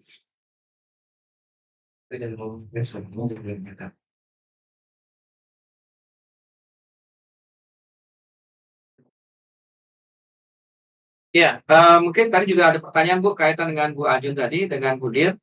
Apabila tadi ketika ternyata orang mengambil karya orang yang lain, seperti contohnya dari tadi Ibu menyebut dengan safeguard, bagaimana kalau ternyata itu dilakukan?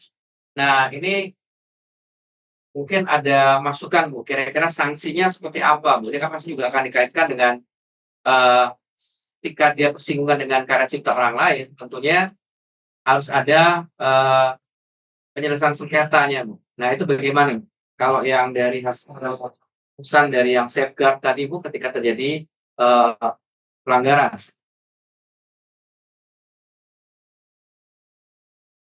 Sebelum ke sana tadi terkait dengan ini juga Pak Agung. Ya. Tentunya di dalam aturan undang-undang ini terkait dengan penggunaan AI juga harus dipertimbangkan. Seperti yang tadi sampaikan Mas Orce. Bayangkan kalau ada pencipta lagu, tapi dia bukan penyanyi, bukan pencipta. Ada orang bisa menghasilkan lukisan, tapi dia bukan pelukis, dan seterusnya.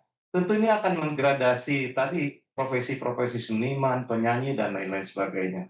Sehingga harus ada perlindungan ke arah sana juga, Pak Agung. Demikian, terima kasih Pak. Iya, itu tadi yang disampaikan oleh Bu Dir, Bu Ajun tadi, bahwa ada ketentuan disebut dengan safeguard dalam etika tadi Pak. Nah, ini yang tadi artinya dia menggunakan atau bersinggungan dengan data milik orang lain, gitu Pak. Nah, itu yang seperti yang disampaikan oleh Once tadi, ya itu tadi Pak, sudah disebutkan ada etika yang disebut dengan safeguard gitu. Nah, sekarang bagaimana yang terkait orang melakukan hal-hal yang bertentangan dengan yang sudah diatur oleh safeguard tadi. Nah, apakah ada sanksi atau mungkin ada penyelesaian sengketa yang terkait dengan hal itu? Nah, itu juga kami perlu pendalaman juga terkait dengan hal ini. Ya, mungkin ada tanggapan Ibu?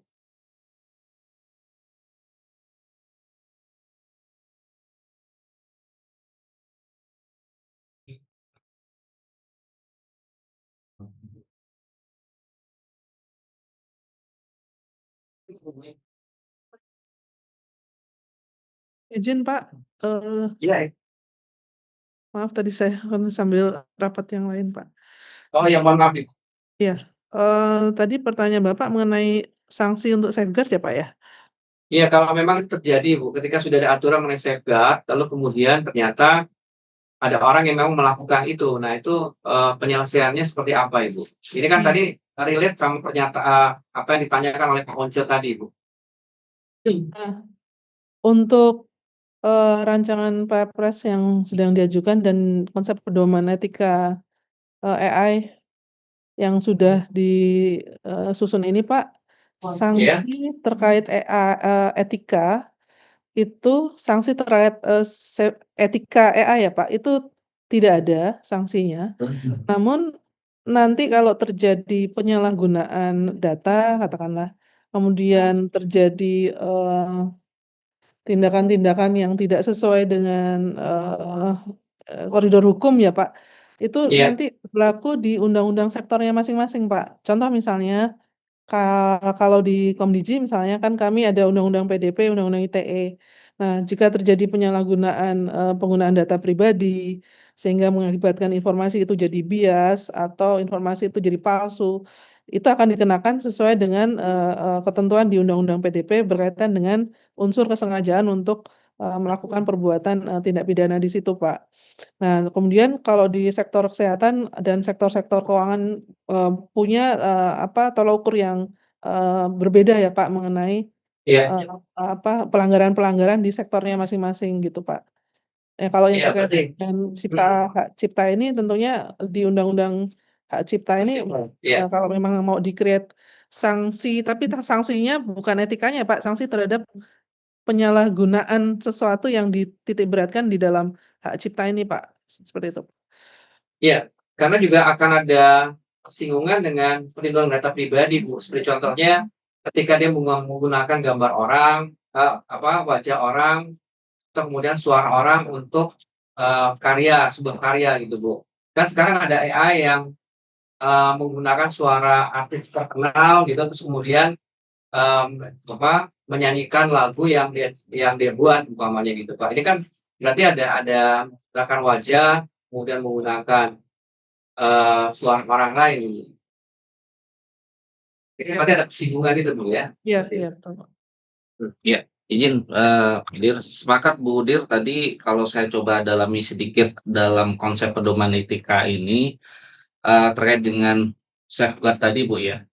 Ada aspek menjauhi kerugian dan penyalahgunaan. Yang pertama itu dikatakan bahwa kita harus menyediakan mekanisme teknis dan prosedural untuk mencegah penyalahgunaan atau penyimpangan penggunaan kecerdasan artifisial. Ini berarti memberikan ruang yang sebesar-besarnya kepada kami stakeholder, khususnya nanti dalam penyusunan RUU ini untuk mengatur hal tersebut. Jadi ada mekanisme teknis dan prosedural untuk mencegah terjadi penyalahgunaan itu yang sebagaimana tadi kita diskusikan. Lalu ada kewajiban misalnya bisa melaporkan atau menghentikan secara tegas jika terdapat indikasi bahwa sistem AI ini digunakan untuk membahayakan keselamatan, keamanan, kepentingan publik. Dan yang paling penting adalah di aspek transparansi dan akuntabilitas itu dikatakan bahwa harus dipublikasikan informasi penting seperti sumber data, potensi bias, dan risiko teknisnya. Nah, ini saya pikir dari konsep pedoman etika dan tadi buku putih yang Ibu sampaikan, kalau saya lihat ini bisa kita atur dalam bab tersendiri yang sudah disiapkan rekan-rekan tadi Ibu, bahwa keterlibatan atau nanti bagaimana kita menentukan sebuah karya ini betul-betul bisa diklaim sebagai karya kita meskipun itu menggunakan AI. Saya kira tadi ada di dalam buku putih yang Ibu sampaikan ada 6 alur, itu keseluruhan itu harus terpenuhi semuanya sehingga itu kalau itu terpenuhi maka itu bisa kita kategorikan sebagai jenis ciptanya yang bisa kita akui gitu ya. Tadi sementara di pasal 36 kita hanya menyebutkan 3, nanti akan kita perluas lagi menjadi 6 aspek seperti yang sudah disusun oleh Komdigi. Seperti itu Ibu. Ya. Baik, terima kasih. Ada lagi? Bu Sars? Izin Pak Dir. Kita susun ya, silakan. Ya, menanggapi yang barusan disampaikan Pak Wahyu, perlu kita ini juga dalami juga. Oke lah kita bisa mengatakan bahwa sebuah ciptaan yang dibantu oleh AI itu bisa dianggap sebagai ciptaan yang baru, sebuah ciptaan yang berbeda yang perlindungannya itu adalah sama dengan ciptaan yang lainnya gitu. Cuma kalau menurut saya dan kemarin sempat diskusi dengan teman-teman, perlindungannya tentu bagaimana ya, tidak bisa sebanding ya dengan ciptaan yang memang dibuat oleh manusia dengan kemampuan olah pikirnya sendiri gitu. Dan menurut saya itu perlu ada perbedaannya, jangan sampai yang tadi Pak Diri juga sampaikan bahwa ada bagian-bagian dari pencipta asli manusia yang tidak bisa disamakan dengan hasil ciptaan yang dibuat dengan bantuan AI. Mungkin itu menjadi bahan diskusi kita selanjutnya ya Pak Dir. Karena kalau menurut saya tidak etis juga kita melindungi ciptaan yang dibuat oleh AI, tapi perlindungannya itu benar-benar sama dengan ciptaan yang dibuat oleh kemampuan manusia secara utuh sepenuhnya. Seperti yang tadi mungkin disampaikan Pak Once juga, ada orang yang dia sebenarnya tidak bisa, katakanlah tidak bisa bermain musik, tapi dia menghasilkan musik dan menganggap bahwa hasilnya itu dianggap sebagai sebuah ciptaan yang perlindungannya sama dengan ciptaan asli yang dibuat oleh manusia gitu Pak Dir. Izin Pak Dir, terima kasih. Iya, Pak Yudi, terima kasih. Tadi itu yang menjadi isu yang disampaikan oleh Bu Aju tadi memang ada konteks yang terkait dengan etika yang kaitannya dengan safeguard tadi, Pak. Nah, ini tadi. Nah, jadi kalau bicara bagaimana penyelesaiannya terhadap masalah ini ya berarti kembali ke Undang-Undang Cipta menggunakan syarat tanpa hak atas ciptaan orang lain. Itu juga menjadi salah satu solusi untuk memasukkan hal seperti itu. Tapi tadi bahwa jelas persinggungan dengan karya orang lain itu juga bisa terjadi, Pak. Gitu ya. Nah, sekarang tinggal kejujuran dari pencipta dari pencipta ini sendiri ketika dia menghasilkan sebuah karya, gitu. Ya mungkin juga nanti bisa kita masukkan di dalam surat prosedur pencatatan ciptaan ini juga kita akan masukkan juga terkait dengan disclaimer yang harus disyaratkan di dalam permohonan tersebut. Gitu. Ya, karena kalau ternyata itu nyata-nyata memang hasil dari karya orang lain yang mengambil ya dengan mengenerate, kemudian dia menjadikan sebuah karya, maka ini akan masuk dalam kategori menggunakan ciptaan orang lain secara tanpa hak. Baik, ada lagi? Pak, Ibu, kira-kira yang pasal di bawahnya enggak? Yang AI sudah itu saja Pak, hanya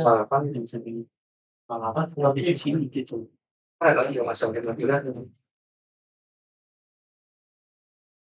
59 tadi yang pertama Pak dibahas. Oh, sudah. Sudah.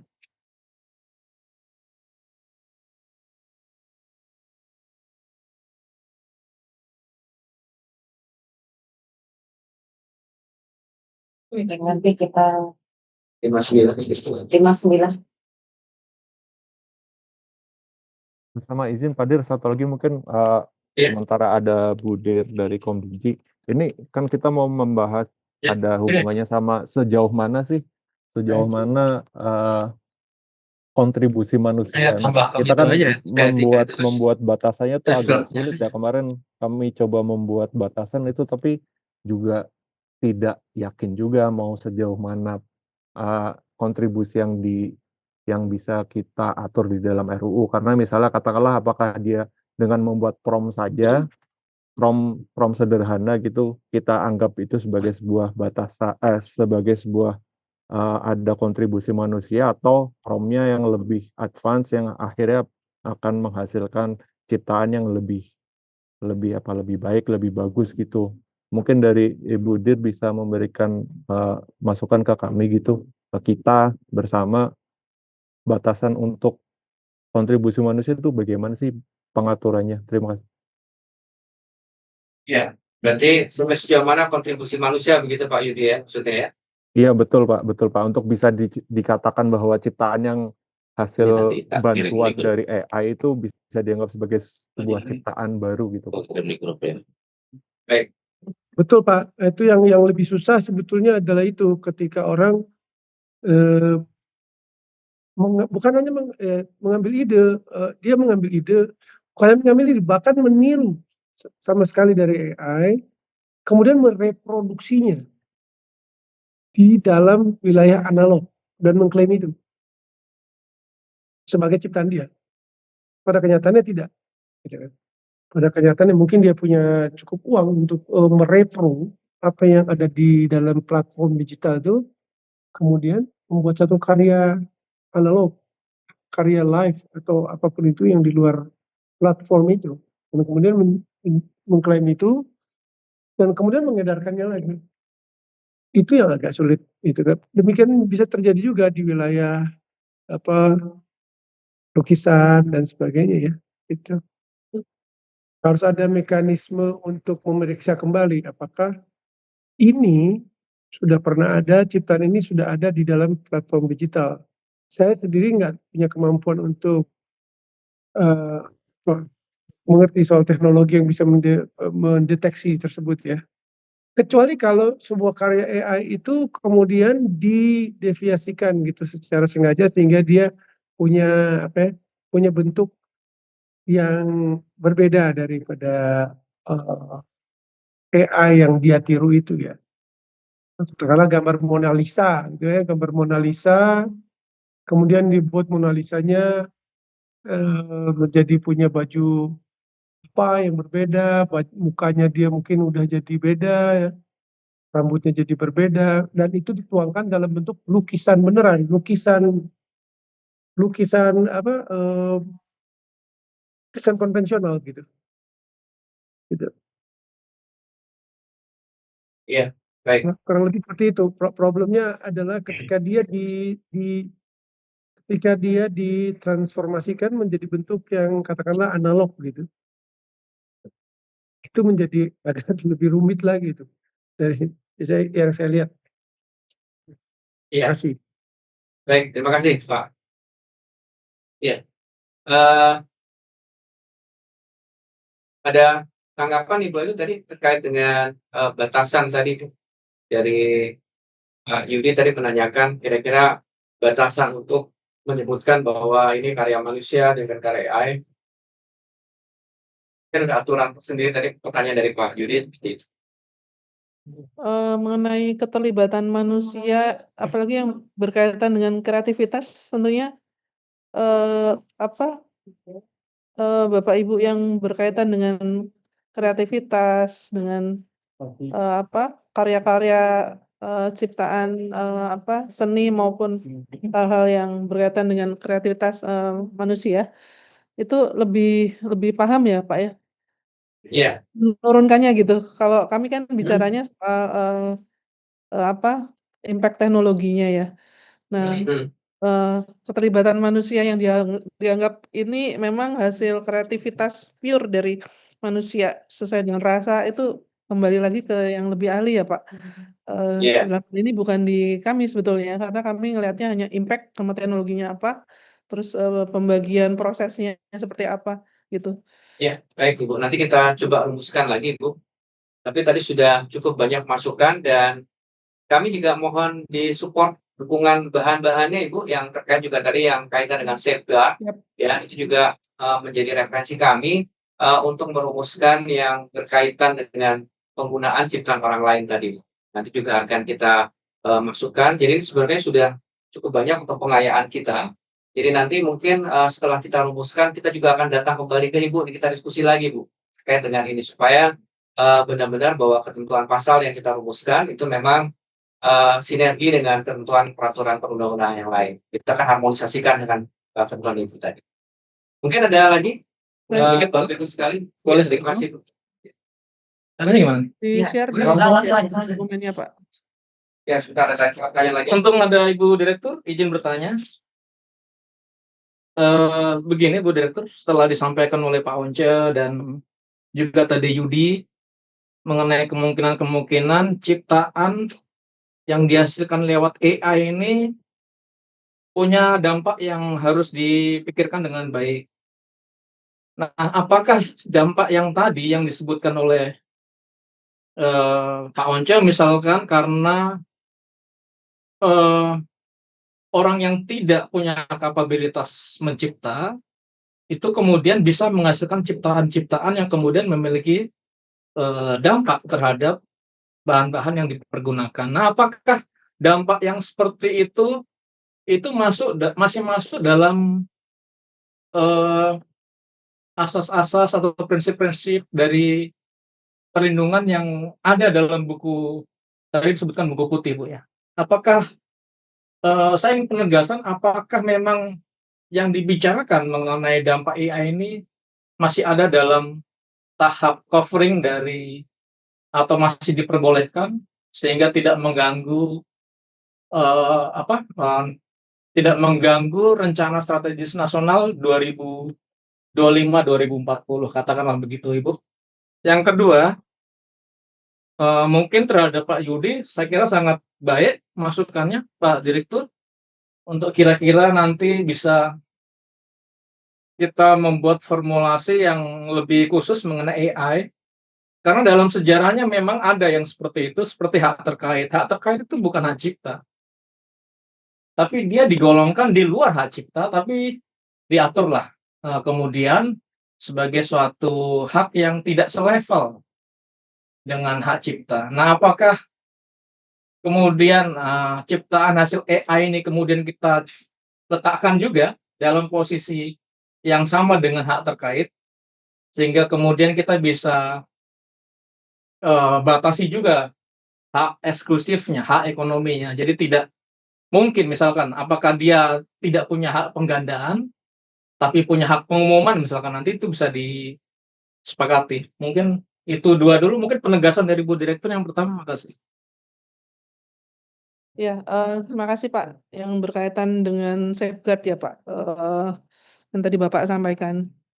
Yang pertama, safeguard kekayaan intelektual memang menjadi safeguard yang penting ya Pak untuk menyatakan bahwa semua produk AI ini bisa dipertanggungjawabkan sejak proses desain sampai dengan yang terakhir.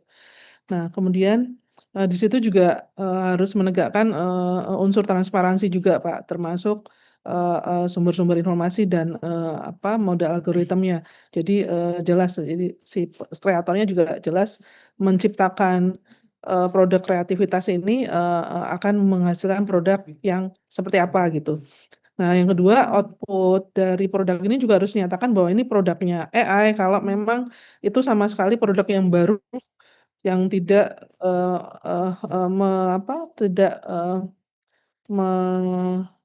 menyontek gitu dalam hal ini bahasa saya, tidak mengambil dari konten-konten sumbernya gitu. Nah, kemudian juga sebetulnya apakah ini masuk ke dalam produk yang perlu ada perlindungan kekayaan, itu menurut pendapat saya kalau memang harus seperti itu harus didefinisikan Pak di dalam undang-undang ini mengenai hak kekayaan yang diciptakan oleh hak kekayaan yang diciptakan oleh satu produk yang bukan manusia misalnya, oleh mesin, oleh kejadian artifisial, dengan syarat-syarat yang seperti apa gitu, bahwa ini dinyatakan sebagai hak kekayaan yang baru yang harus dilindungi seperti itu. Seperti tadi kan sempat di-create pasal 36 yang terlibat ya, manusia yang terlibat di dalam penciptaan satu karya gitu, ciptaan sudah dikasih syarat. Nah, untuk produk hasil keluaran AI yang dinyatakan sebagai kreativitas baru dan harus dilindungi, ya saya rasa harus didefinisikan dulu baik itu syarat maupun apa yang menjadi hak dari produk tersebut gitu Pak. Tapi tentunya itu bicaranya di undang-undang ini ya Pak ya, bukan di panduan etik, karena panduan etik itu lebih kepada jika menciptakan sesuatu harus izin, harus jelas sumbernya dari mana, harus transparan seperti itu Pak. Oke, baik. Baik, ada pertanyaan lagi dari Bapak Ibu sekalian? Pak Harun udah tanya? Baik, ada lagi? Ya, kalau kami dari ketentuan pasal ini sudah cukup ada banyak gambaran yang mungkin nanti kita bisa mengembangkan kembali dan membaiki beberapa ketentuan pasal yang terkait dengan AI dan tentunya juga berkaitan dengan hak-hak dari pencipta yang juga harus diberikan jaminan kepada pencipta dan juga pemegang haknya dalam melindungi karya-karya yang dihasilkan. Baik, mungkin ada pertanyaan dari Bu Meli terkait dengan hal ini, Ibu.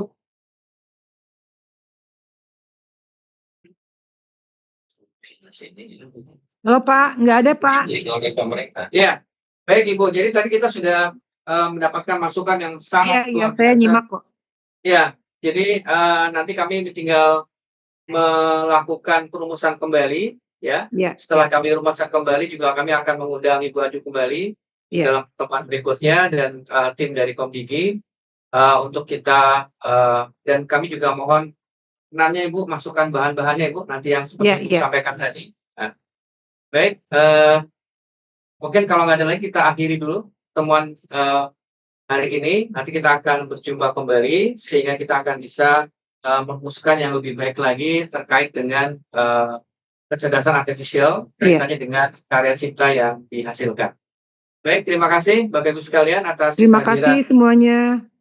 Ya, terima kasih Bu Meli dan Pak Once yang sudah hadir dan tenaga keahlian DPR yang juga sudah hadir pada kesempatan pagi hari ini dan jajaran BOD dari Dirjen KI, ada Pak Ses, Pak Dirgakum, dan Pak Dir Kerjasama, dan teman-teman dari Badan Keahlian DPR yang juga sudah hadir pada kesempatan pagi hari ini. Terima kasih. Kita akan ketemu kembali untuk dalam pembahasan perusahaan kembali dengan Ibu Ajut. Mohon perkenan lagi Bu, nanti kita jumpa kembali ya Bu ya. Baik, terima kasih. Billahi taufiq hidayah. Assalamualaikum warahmatullahi wabarakatuh. Waalaikumsalam warahmatullahi Waalaikumsalam Terima kasih, warahmatullahi izin Pak, wabarakatuh. Bapak Ibu. Allah wabarakatuh.